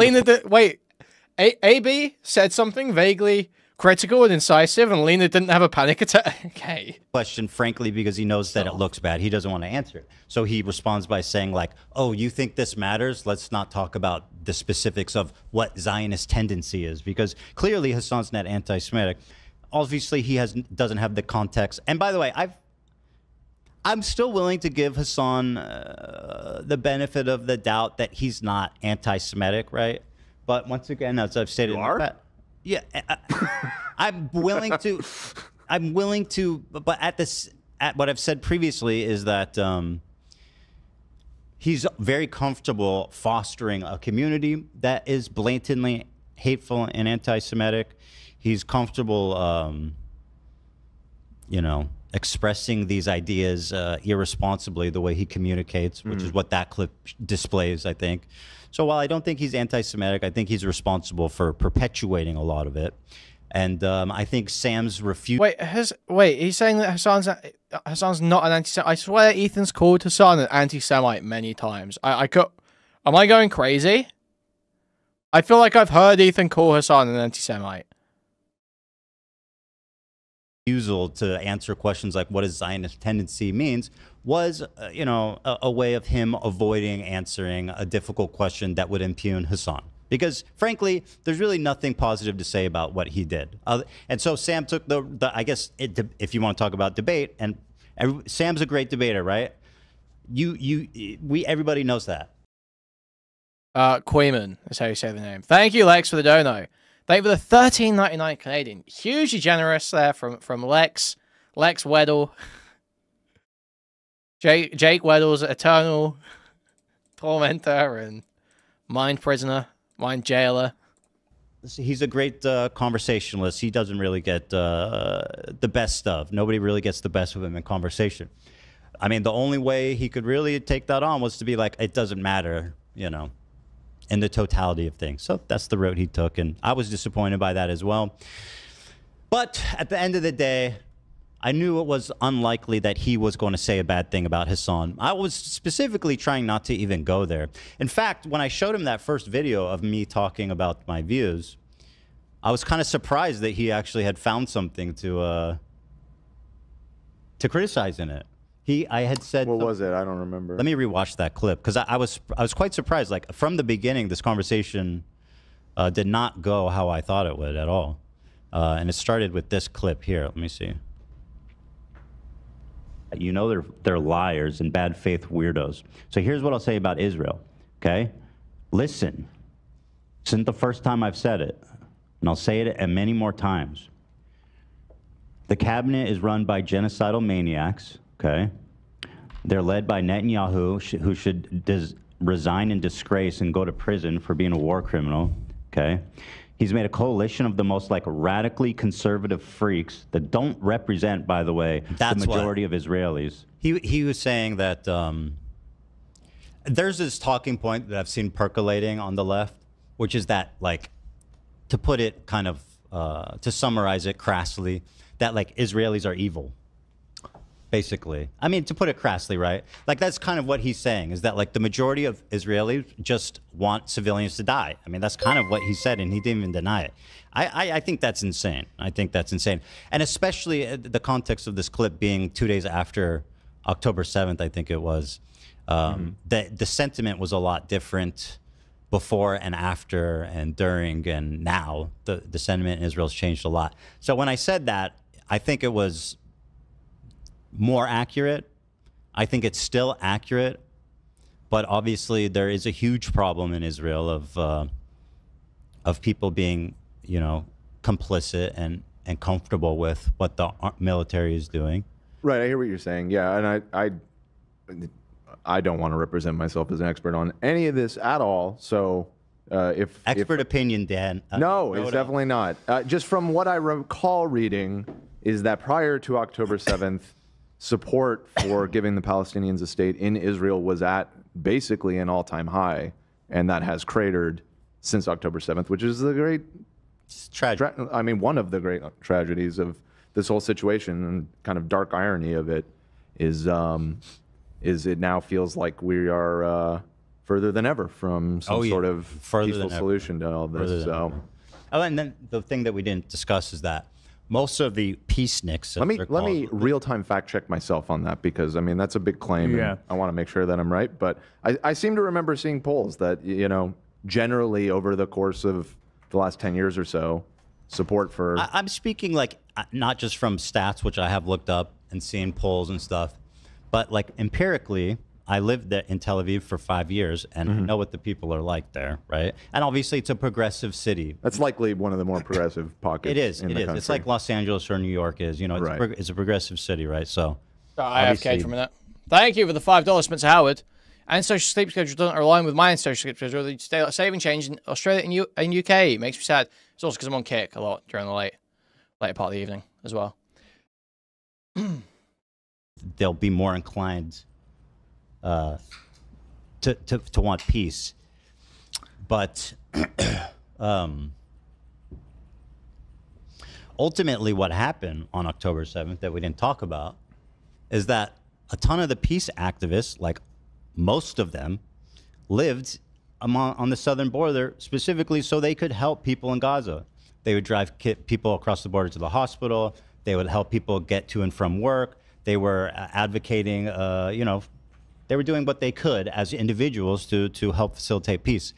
And many of them, you hear their stories time and time again, were just murdered, slaughtered by Hamas. And I think that's part of what really jaded the Israeli public too, is like, look what happens when you want to support peace. You know, obviously that's... Yeah, I don't even know the truth of any of that. Actually, Israelis love Palestinians. Okay. All right, Ethan. All right, man.